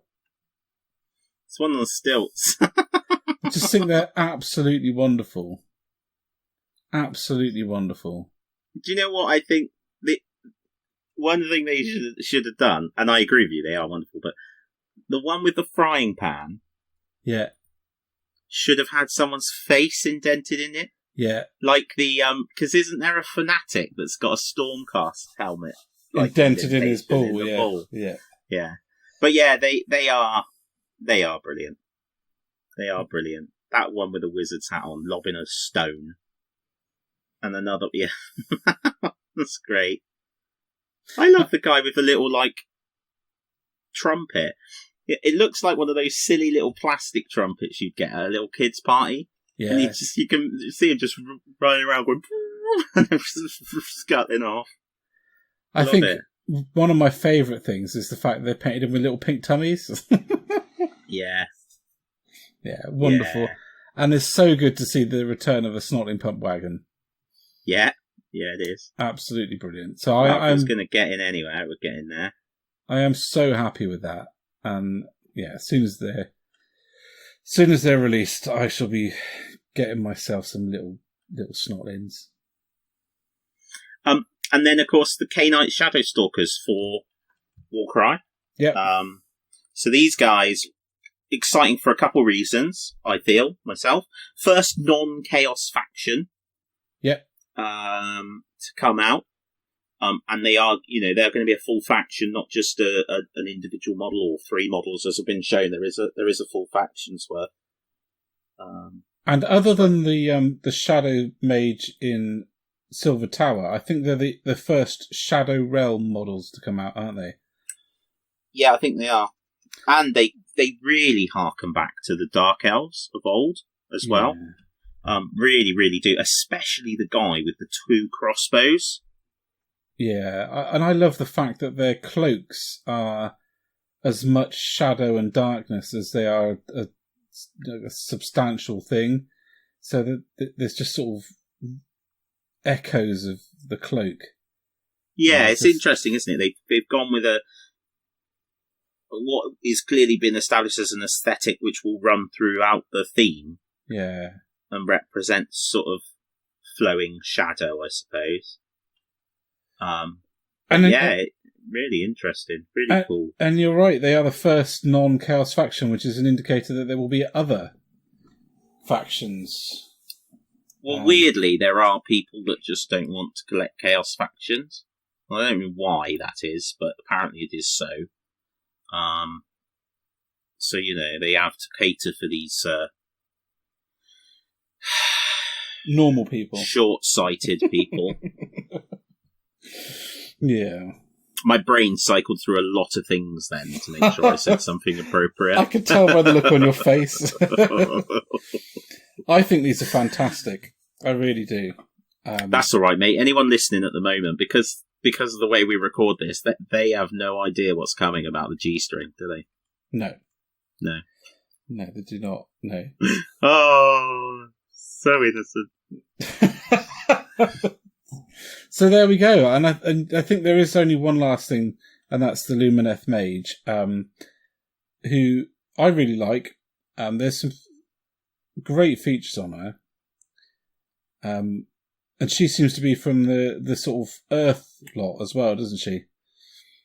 Yeah, so I know exactly what's going to happen with the Lumineth. I'm going to go to Warhammer World when it reopens. And they're going to be in that cabinet. You know the one I mean? That's like right by the doors into the gaming area. And I'm going to see them, and I'm going to be in love. And I'm going to spend the day explaining how much I love them now I've seen them in the flesh. Because this is what happens with all the different armies. Because at the moment, I swing all over the place with them. I love the spearmen. Love the horsemen. Yeah. Love, there's two names for the big Stone Kings. One of them, I really love that.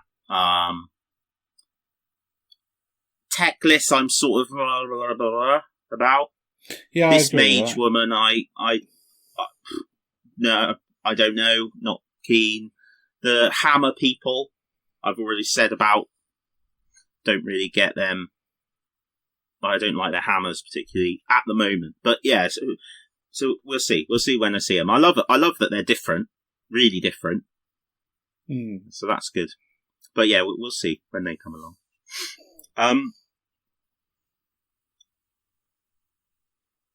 Yeah, I certainly wouldn't be painting her face like that because I ain't got Oprah doing that.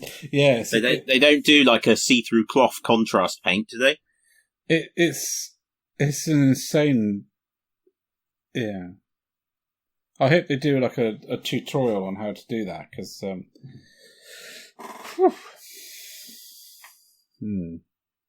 Anyway, so I think that draws us to the end of the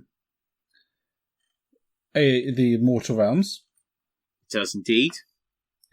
And we're now going to rattle ourselves over to the community and shout out some very wonderful people. Indeed we are.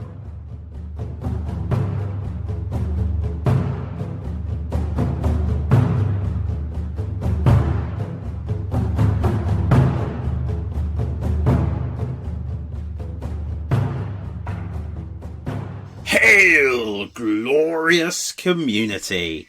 I hope you've got your refreshments. You've managed a long way through so far. And we are now going to talk to you about some people that are actually legends of the hobby.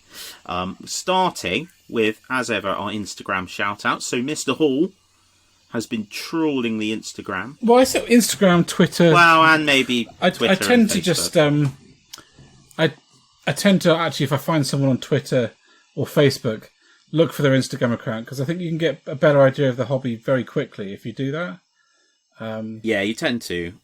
because it's very visual, the hobby, and Instagram is probably the most visual of the social media.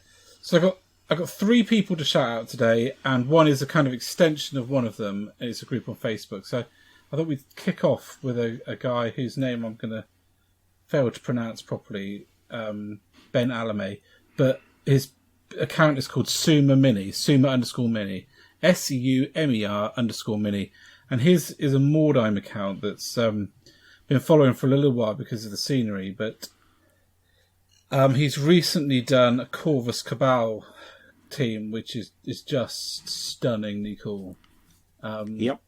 He's put little tricorn hats and like cloaks on them and made them really Mordheimy, and I love them to bits. Absolutely love them to bits. They look so dark and sinister. I particularly love the one with the wings out to the side and the tricorn hat stuck on top of the cloak. And he's done like a really cool little base. I don't know why, but like the idea of them in Mordheim is really creepy. Much more creepy than I think in Warcry. His stuff is incredible, actually. You go back and you look at his Mordheim terrain. Yes. And I tell you what is fascinating about it, looking through, is most of these pieces are standalone and have been put together on the table, but they are done so well that it looks like it's a moulded table, just done in that style. Yeah. That wouldn't move. It is wonderful. And actually, if you flick further down and you have a look at his lizard, well, there's loads of great things to look at. The knights are just amazing. But if you go down and look at his lizard men as well, really, that is. Now, we were talking about Seraphon or lizard men, weren't we, the other day? Yeah. And I must admit, these do it. These are what is needed. The bases pull it together for me. Oh, they are ace, mate. Those bases are great. How has he done those bases? Lichen, by the look of it. Well, there's everything on there. Lichen and little plastic plants and. So I think it's worth us saying what we mean by we were talking about Seraphon. Lizardmen have been around for a long time. They're not a new thing by any stretch of the imagination. They've been around in Games Workshop background for almost as long as I can remember. I mean, the 5th edition box set, one of the armies was Lizardmen. But they've never felt Warhammer. And I mean that in a very specific way. I think they were supposed to be different and be unusual and be separate and not be part of the old world and so completely different. And they've achieved that fantastically well. So they almost look when you're fighting the army that, if you're playing against them with elves or empire or dwarves, that you were in their world. You were in a different place and this was their land.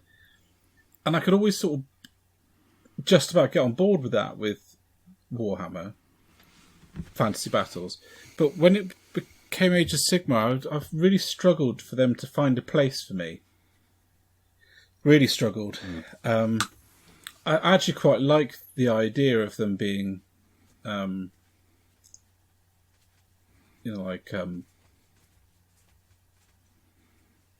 almost like demons of order coming down from spaceships or whatever. Because they are so otherworldly that I'd almost struggle to fit them in. I mean, what would a legion of Seraphon look like coming from the realm of death, or beasts, or whatever? I think it would be tough. But yeah, his army looks great. It looks really cool, and I think you're absolutely right. They do it, don't they? They work really well, really, really well. Well, they don't look like a mishmash. They look like an army. Yeah. And also, if you go a little bit further down, and guys, obviously I know Ben and I just discussing, but the hope is that you would jump on and have a look with us. You'll see a ruined wizard's tower, which is just absolutely fantastic. Yeah, it's mind-boggling, isn't it? Just incredible. It's just perfect. It is just and what a lovely amalgamation of G-Dub scenery kits and scratch build. It's just great. Really nice. It's a Dungeons and Dragons evening. Yeah. All ready to go, that, isn't it? But the naughty wizard at the top. And off you go. Yeah. Well, good find there, Mr. Hall. Lovely jubbly. Yeah. Sorry, I've just seen the picture of it from the outside, which has somehow escaped my attention. It's just wonderful. I really wish Games Workshop still did that tower kit. It's a shame that they see do. A lot of people trying to find it, actually.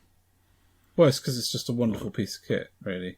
So the second one I'm going to call out is a chap called Andy, who is on Twitter primarily, but on Instagram as well, as Andy of the 8 spelled the Space Wolf way, so AETT, Andy of the AE.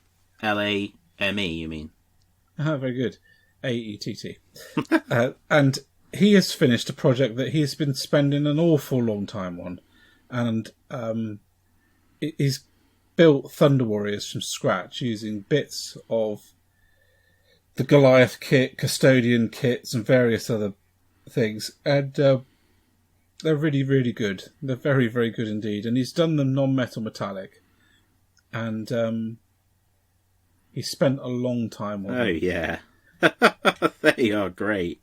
And he's finished them, put them on a display base, and I think, Andy, that's one hell of a project, mate. You should be proud as punch of that. And I hope they adorn your hobby collection for a long, long time in pride of place. And actually, he's just started working on a salamander, which is second salamander I've just seen, actually. More like that, because it's good. Where he's using those techniques that he's learnt to do the... Because it's worth pointing out those Thunder Warriors are his first non-metal metallic project, realistically. And he's utilised the same techniques on a new salamander he's done. And he's just started a second. So, very cool. Very cool project, Andy. And congratulations on finishing it, dude. Because I know you've been working on it for, feels like a year, but I'm not sure how long. So it must be... Interesting, though. Completely debunks your theory that people wouldn't want to see miniatures that are getting built, because actually there's some really nice pictures of his process of building these. Yeah, no, if it's a kit bash or a conversion, yeah, no, I think people would want to see that, because these are really cool. But when it comes to like just or just cleaning up metal swords masters of Hereth, I'd skip over that, I think, on Instagram, because it's probably as boring to look at as it was for me to do. So the final guy is Rapid_Tabletop, who is... or remind me of his name, Dan. Leonard, that's it. Leonard Dime. And he has produced possibly the most phenomenal Necromunda table I have ever seen.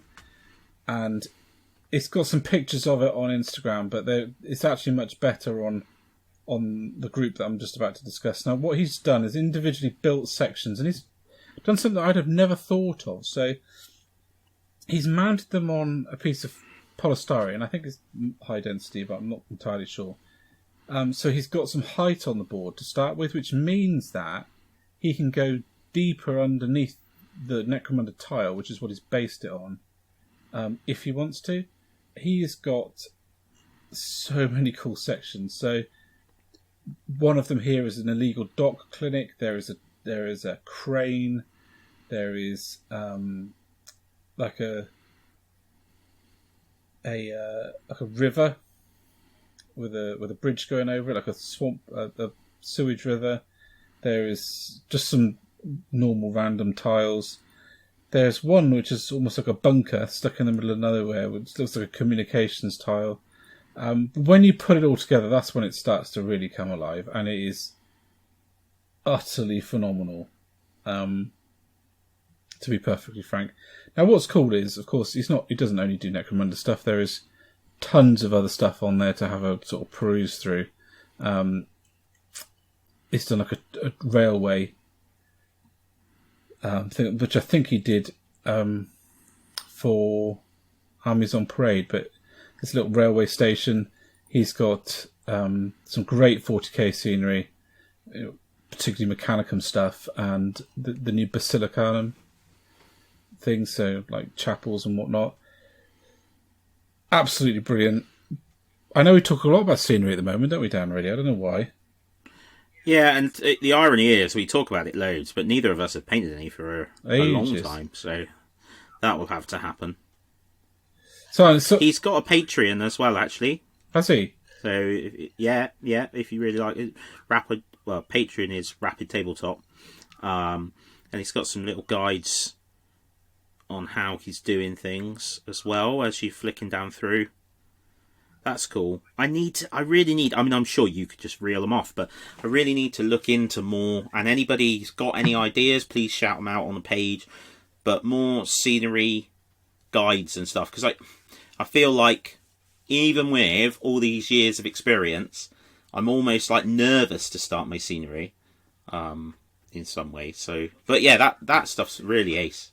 That guy. That is well worth checking out. Yeah.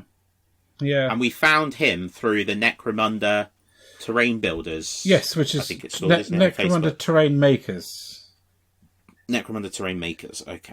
And this is a great group. Absolutely brilliant.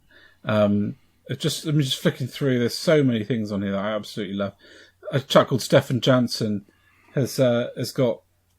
He's been building sort of a hab area, and he's got one where there's a door, which all of his doors have hinges, so you can open them, which I just think is wonderful.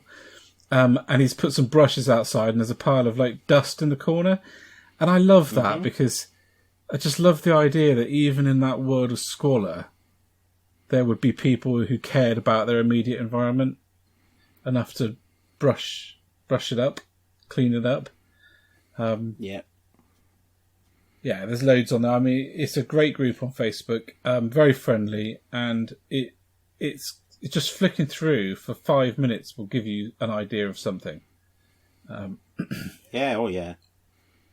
And really good. Yeah. So yeah, that's the group I wanted to shout out. So that's Necromunda Terrain Makers, and that is on Facebook, where you will find Mr. Dime among many others sharing their wonderful terrain making knowledge and making me very jealous of their Necromunda game boards. You want the boards? Give me the boards.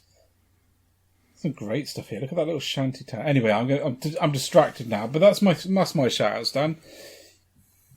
Ace. Well, as ever, I get the exciting joy of going through the 2P's hobby forum, and there continues to be some really cool stuff popping up on there, and I continue to pull my hair out commenting. I just need to give up and actually just comment as me. What really. We ought to explain this. We've had some real trouble with Facebook ever since they changed their software so that the page opens when you click on our page. It opens as a new separate website, like separate from the normal Facebook interface, and it's just been abysmal. We don't get notified when people comment on our posts on the normal Facebook page. Only one of us is apparently ever able to comment as 2P's Nepod in the hobby forum.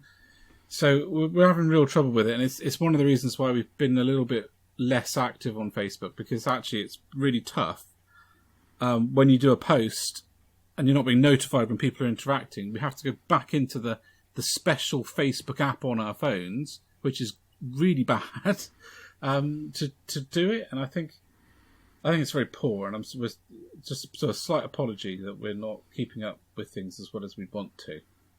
It's probably the end of all that. Yeah, I blame Ben. So, more importantly, though, after my griping about what I can't do, what I can do is shout out some of the awesome stuff I've seen. So, the first one I wanted to call out, and I did put a comment on the post, was Ray Admonson. So, Ray has put up some pictures of some enforcers from the Dark Uprising box set, and he's done them in a white colour scheme. Yeah. And I really like it. And I said in my comment, I love the idea, that the under hive is dark, it's dirty, you don't really want to be walking around being all brash and clean armour. And I just love the idea that enforcers just would. And they'd just be they just don't care. In bright white armour, just striding into the underhive, blowing people away for, smoking somewhere that's not in the shelter. Yeah. Or just something like that. Standing outside the wrong building. Yeah. So I like that. Absolutely needed to shout out Clint and his necromancer. I really like that. I really think the colours work, and it fits in with his old school Legions of Nagash project that he's doing as well, because the painting scheme almost looks slightly old school. Yeah. So I really like that. I think that's really nice. So for those that don't know, Clint has stand up so I can see your t-shirt so I can remember. Oh, it's over there. Heralds of War. That's right. Clint, I am so sorry, dude. That is awful. I've even got on my paint desk, I've got a sticker that he gave me that is stuck right there. So Heralds of War's podcast that he was doing for a goodly while. Really good stuff for Age of Sigmar. And also hosts or organises CanCon down in Australia. So pretty much an Age of Sigmar legend is Mr. Clint. So thank you for taking the time to post, buddy. And then last but not least, and I am going to shout him out, even though he has plagued me and my hobby life for nigh on 20 years, Mr. Wasley and his absolutely amazing Living City army that he has been putting together. Now, I love Dan's army. I hate it when it rips me apart, but I do love it. And he's put in some fulminators, and it's constantly evolving. And he's doing new things. He's got a picture on there of is it Lord Arc? What's the model that comes on the front of the Getting Started with Age of Sigmar box set? Knight Incantor. Knight Incantor. So that's a special Knight Incantor, a lockdown Knight Incantor, because Dan was like, I need one of these off this magazine when I can buy one. So I've got one, and he came round and I posted it out through my letterbox to him, to avoid contact. So that's a special lockdown Knight Incantor. So I think his stuff's just come on so much. And what's nice as well is he's got some old school models in there. Yes. Old school Way Watchers. Well, he's done. Yeah. It's not Way Watchers. It's not the Way Watchers I like. It's actually him mixing the Sisters of with the old Glade Guard heads that I really like. Yes. That's great as well. Very good. So yeah, I love them, and I particularly like how well the Phoenix is pinned onto that tree. Is that because you did it, Dan? Yeah. With a power drill. So yeah, that's great, Dan, and it is ace to see, and I can't wait until we can start playing games again, and I can wipe it all off the table. Get beaten by it repeatedly. Yeah, more likely. Yeah. Cool. So yeah, some great stuff there. Now, I wanted to shout out a couple of other bits and pieces. We've got the competition winner to shout out as well. We've got the competition winner to shout out. I'm glad, obviously, I absolutely hadn't forgotten that, and I'm not at this minute desperately trying to work my way back to the group to work that one out. Ben, say something. I can tell you who it is, but we'll do that later. Oh, good. What? You're stringing me on. Just what you like. It's Simon Andrews' Wizards, dude. Oh, I'm so pleased. Yeah, and that's not to take away from anyone, because loads of people put up some fantastic stuff. And the level of entries this month has just been superb. Absolutely they really have, superb. Haven't they? Oh yeah, look at all these. Second place is Marcus's Ogres, and they're really lovely as well.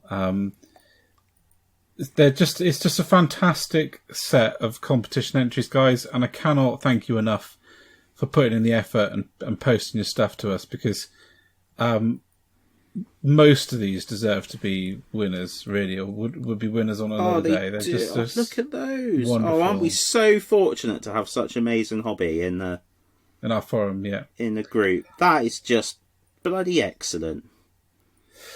So everyone's voted and they've chosen, not us. We never vote because we just don't think it's right, really. I think is the bottom line. And the Wizards, which is a wonderful collection of, I don't know if some people may remember that they came on the plastic Wizards that came on the front of most of them anyway, of the White Dwarf for a month. And there's a few others in there that I don't think were.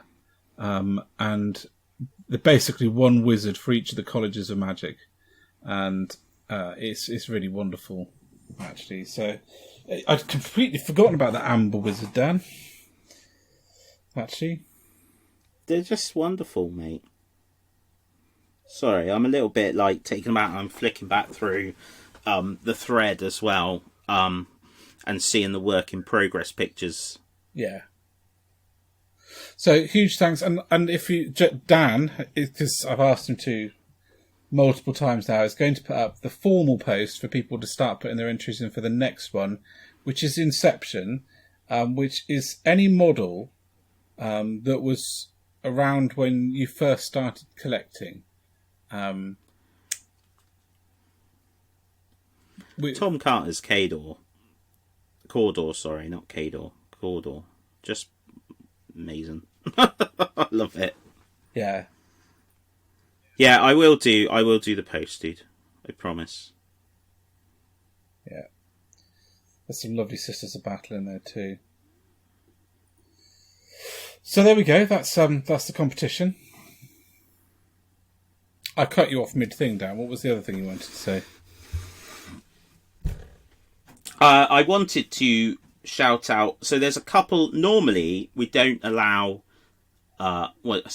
We don't encourage game stores to post into the hobby forum, but there's a couple that have, and we've been okay with that because it's all around raising money, either to support the game store or to support charities for the Catachan kernel. We should be clear though, dude. We're happy for people to post in for events. It's selling things on the forum that we didn't want, which is what we don't allow. But yes, sorry, carry on. That's all right. So just to shout out, really, there's a load of those things going around. Support them where you can. One that I'm particularly fond of is Simon at SVG Hobby and Games. You'll find him. Simon Gurney is on the hobby forum, so you'll be able to find him and get in touch. But he's doing a raffle where you pay £5 for a ticket for the Catachan kernel, but that entire £5 is going to charity. So he's not aiming to make anything out of that at all. I think that's really awesome, basically. And don't forget, there's Barb's Modelling Games is doing the raffle too. Curtin is doing similar. SK Games in Plymouth is doing one. And it's worth, again, and I'm sorry to Barb's and SK Games if they are as well, but certainly Curtin as well. 100% of proceeds are going to Hospice Care, which is the local adult hospice charity in and around Exeter and Mid Devon. So that's superb. What I'll be trying to do is enter, rather than buying multiple tickets with one person, I'm going to be buying as many tickets as I can. Up to the price I probably would have paid for the model, and then hoping I win one of them. I don't win raffles unless it's at Slimming World, and then it's normally for like one of those JML peelers or something, or a bag of fruit. So it'd be nice to win an actual raffle with something as awesome as that in, but not going to happen.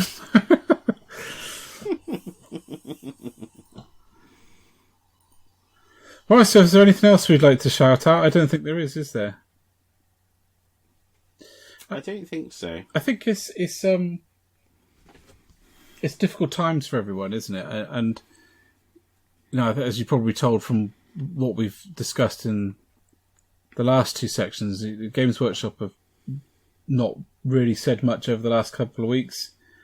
In fact, there wasn't anything on the day of Warhammer Fest. I was very surprised about that. No releases. So I think we're just sort of getting through it day by day. But just another reminder to everyone that these companies are out there and it is difficult times.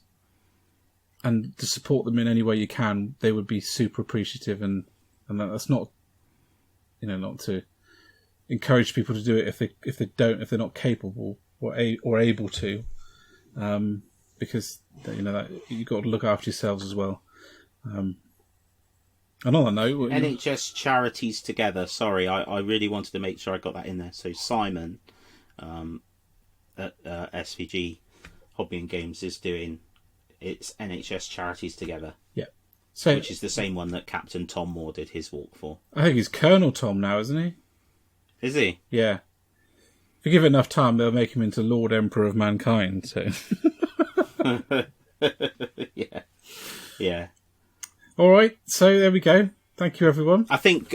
Sorry, Ben, to cut you off again. I just always like to add this in, which is because we've always, right from the get-go, struggled a little bit with the idea of being sponsored in any form, and we have a number of places that we work in conjunction with, and we try and shout out.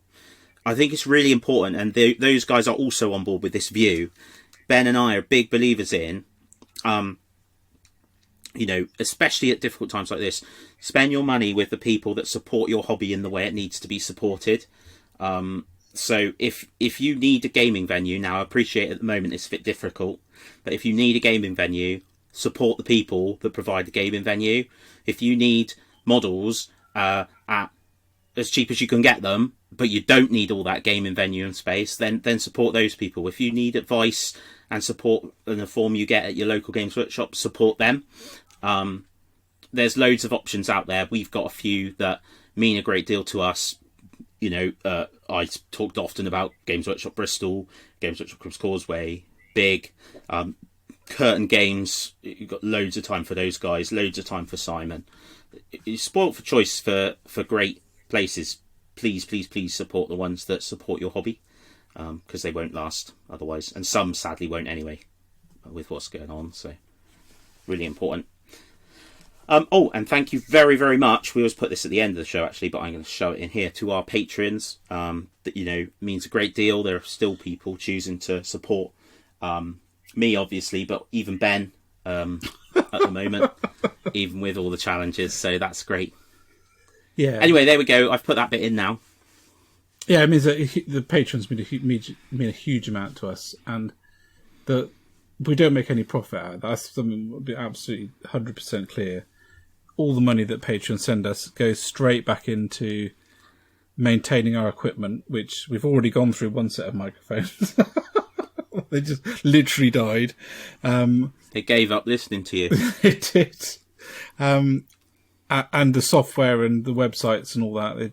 So thank you very much. It does mean a huge amount to us. And we are talking lots about things that we can do to give back to the patrons in some way.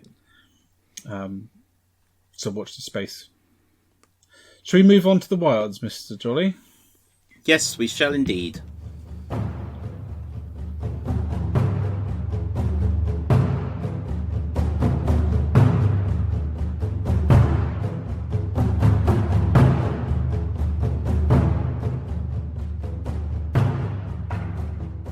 Welcome back to the last segment, which is Into the Wilds, and it's the part of the podcast where we talk about all the other bits and bobs that don't easily fit into another category and have excited us. We've got a few things to talk about today. Unfortunately, not much Lord of the Rings has come out this last month, since we've had that fantastic release in the Games Workshop online preview a month ago, where they talked about the way they're going to assemble the kind of scenarios from the Lord of the Rings books into the journey of the ring bearer, but since then we've not had anything. But there is a few things for us to talk about, and the first one on our list is something that we're quite excited about. Struggling to work out how we're going to fit it into our hobby lives, though, but it certainly looks pretty special, and that is the release of by Cubicle 7 of the Age of Sigmar role playing. And it looks really very nice. Now, yeah. I think we both had a chance to sit down with the guys from Cubicle 7 and have a long chat. I know, especially about the Warhammer Fantasy Battle roleplay, where we both walked away with the starters kit for that, which was pretty cool. And I got to say, having got that home and pored over it at home in the quiet of not having a salesperson or rep try and talk you into buying it, which is always I totally appreciate that that's what they're doing. But at the end of the day, sometimes when you've got it home and in your quiet of your own room, you do have things do either come across as, yes, that's the perfect thing, I'm really glad I bought it, or oh, what the hell have I spent 50 quid on? That one, still happy I spent 50 quid on it. It's very, very nice as a role-playing set. Well produced, good quality. And it reminded me an awful lot of the first quest starters kit for Dungeons and Dragons. I don't know if you ever did that, Dan, or came across that. Yeah. The only difference being is that first quest starters kit by had models in, which I thought would have been pretty cool if this had models in too. Would have pushed the price up a lot, I suppose. But yeah, I guess that's why they didn't do it. So I suppose what I'm trying to do is set the background for the company and what they've already produced for Games Workshop, and I think it's very, very good. So should we moving swiftly on to the Age of Sigmar stuff? So it's called Soulbound, and it's the way it's described. It's set in the Soul Wars, so it's set sort of 200 years after Sigmar's return to the mortal realms. And you are the Soulbound, which is a group of people that have been chosen by the gods to stand against the horrors that plague the mortal realms. And if you look on it doesn't actually tell you what your classes or races can be, but we're having a look on the front cover. It looks like it could be just about anything, because you have a Stormcast standing in the middle looking epic. You've got a Priest of Sigmar, the same Priest of Sigmar that was in Silver Tower. You have an Idoneth Deepkin kicking around at the back. You've got a Sylvaneth at the back as well. And you've got a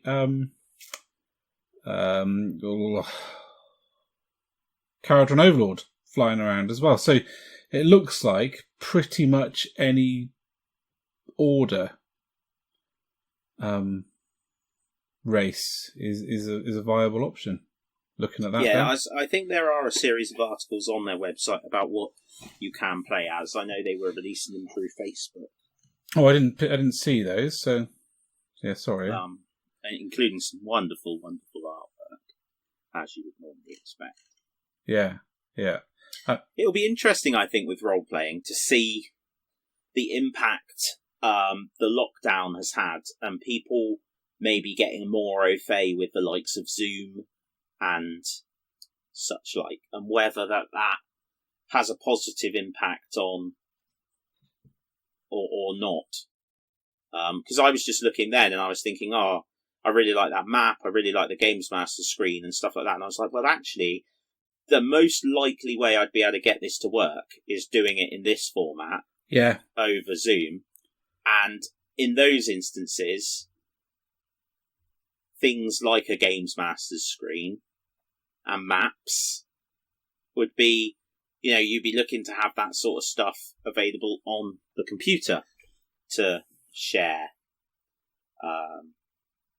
So that'd be interesting. It looks cool. One of the cool things about this is that, and it's something that I've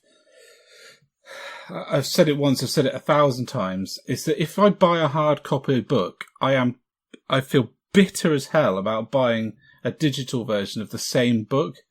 And I cannot see a reason why Games Workshop do not release digital codes if you buy a codex. So if you buy a codex, there's a scratch-off plate, and you're allowed to download the codex onto a specific Games Workshop app or something along those lines. Because I think it just drives me nuts that you have to spend 30 quid on a codex and then essentially 30 quid again if you want it digitally.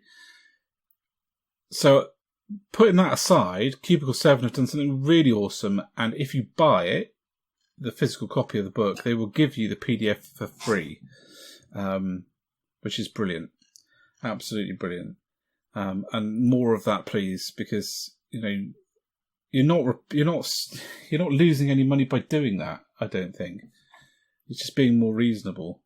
Having said that about the map, Dan, it's blinding. It's brilliant. I'd have it on my wall anyway, I think. It's wonderful. Yeah. I do love if maps, I had a bit bigger space that I was in at the moment, then I would definitely get it to have that map up on the wall. Ooh, wouldn't it be cool if I could have it printed on a blind? As in my window blind. That would be cool. I bet there'd be people who would do that for you too. Oh yeah, there are custom blind printing people. I was thinking massive corn symbol with like blood dripping off it, but I thought from the outside that would be a bit worrying. Yes, it would. Yes. So yeah, I'm really excited about this. I don't know what I would be. What would you be? You'd be a Stormcast. You'd run around shouting "Only the Faithful" at the top of your lungs. I'd probably want to be a Stormcast from the Hallowed Knights. Any Stormcast from the Hallowed Knights, really. Liberator Prime would be fine. I'd probably be a Liberator Prime because you don't want to be a Relictor because they're a bit. Even though they're like the priestly ones, they're a bit sort of grim, taciturn, and a bit grim, and I'm not into that. I want. The only problem is I don't think Stormcast probably drink and womanize enough for my role playing style. So I think maybe, and I think Fire Slayers are a little bit sort of down the line. I kind of get the feeling you might find a Caradon Overlord because there are Caradon Overlord characters you can be. Yeah. Yeah, I think they'd be a little bit more like a pirate. Yeah, basically be a pirate. I'd like to play a Sylvaneth and just say I am Groot all the time. You could just stand in the corner of the room holding a branch. Groot. Yeah. Brilliant. So that would be good. Yeah, so that's either that or I'd be a witch elf. And I would cosplay it. Yeah. and that would put everyone off. I love you dearly, but don't do that. Please don't do that. I'd be looking for that G-string for weeks.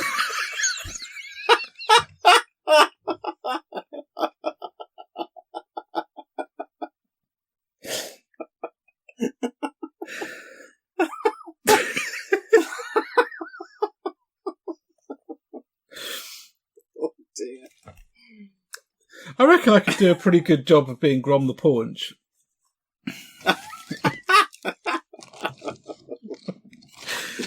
Yes. So next... good job we're known for our solid professional reviews. Next.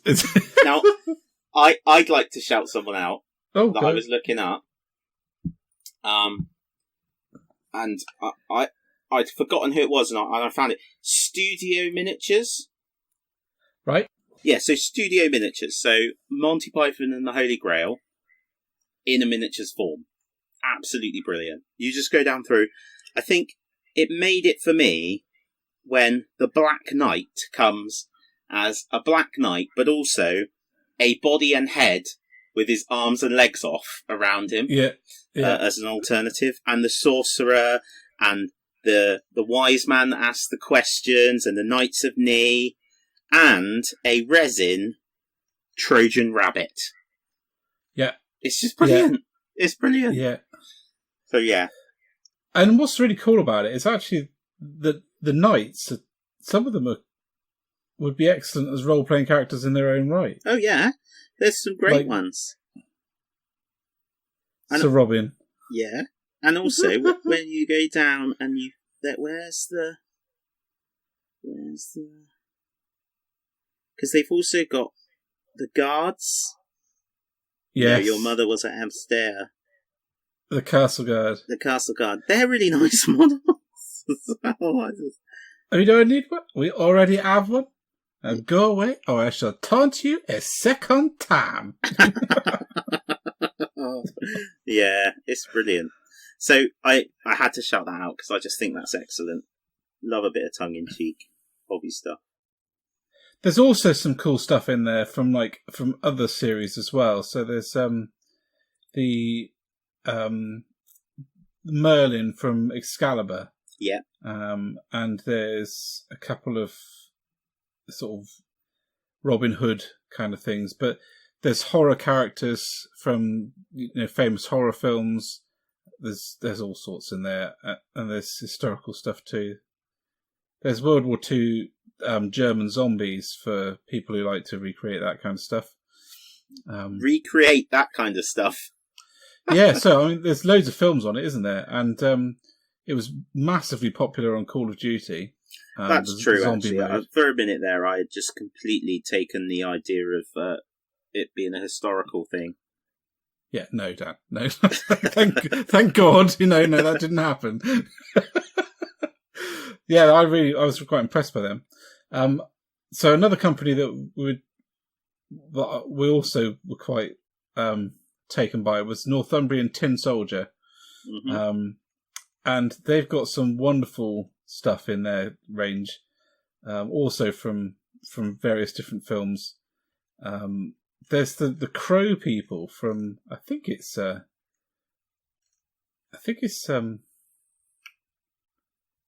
no, I might be completely wrong.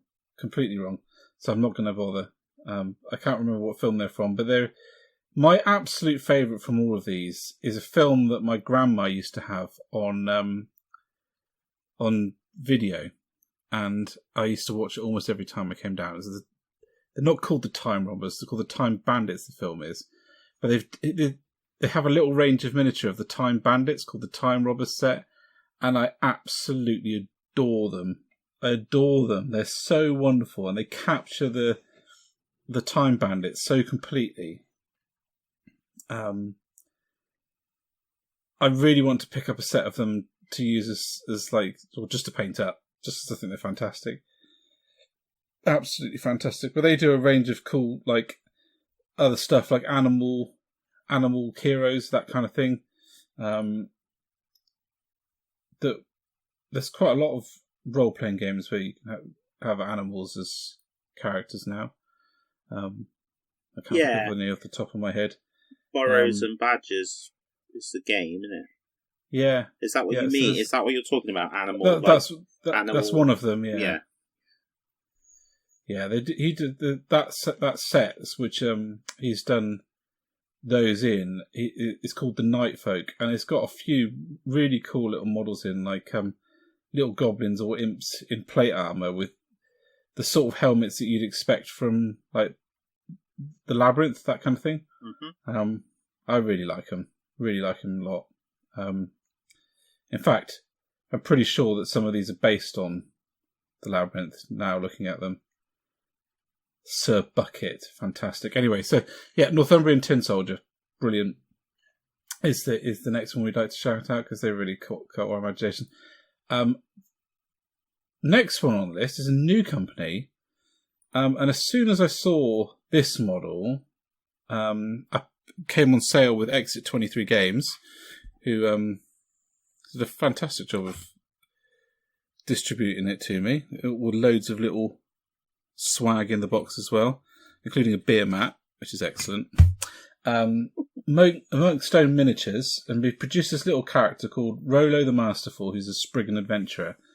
And I've said it a number of times over the last couple of months, but there is a lot to be said for getting your model painted properly and photographed nicely, because whoever's painted this has done a wonderful job.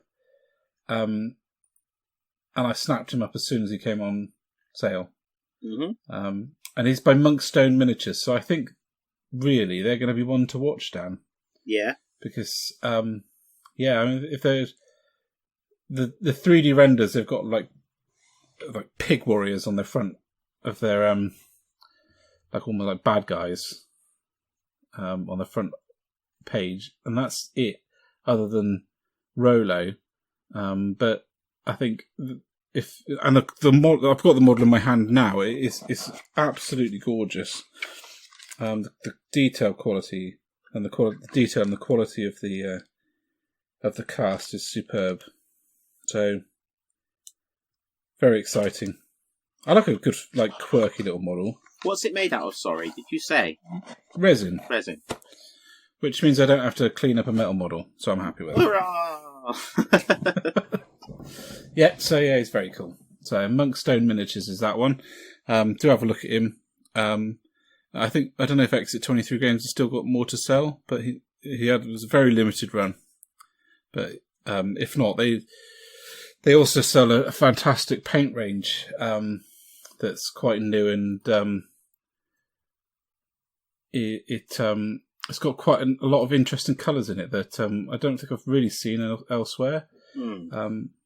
Called Turbo Dork paints. Yeah, I've been looking at some of their stuff. Yeah, and this is quite a cool little paint range. The site doesn't only sell the paint range; they sell other things as well. Some Relic Blade stuff and fantasy football stuff. They were very cool.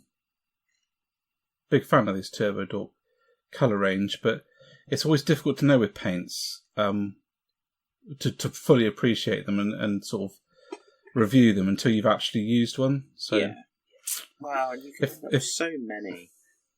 Yeah. Trouble. I mean, I gave a load of mine away to Tom because I was just like, I just had about 50 different types of brass from when I went through the brass experience when I was trying to work out, and it just gets daft.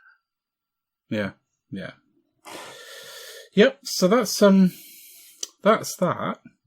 I don't think I've got anything else to talk about, really. No, I mean there's loads and loads from the Salute and Adepticon posts. Fantastic companies.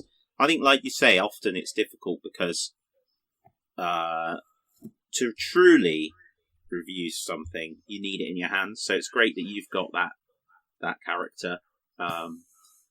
Who knows? I'm creeping closer to the end of my corn project. I might actually have the opportunity to get some of these other things and try them. You sound totally convinced. Yeah. At the moment, I'm only interested in buying the odd one or two models because, like you, I want to get my backlog done. Yeah. The backlog needs to be done. And that doesn't mean painting every model I've got in here because that would be ridiculous.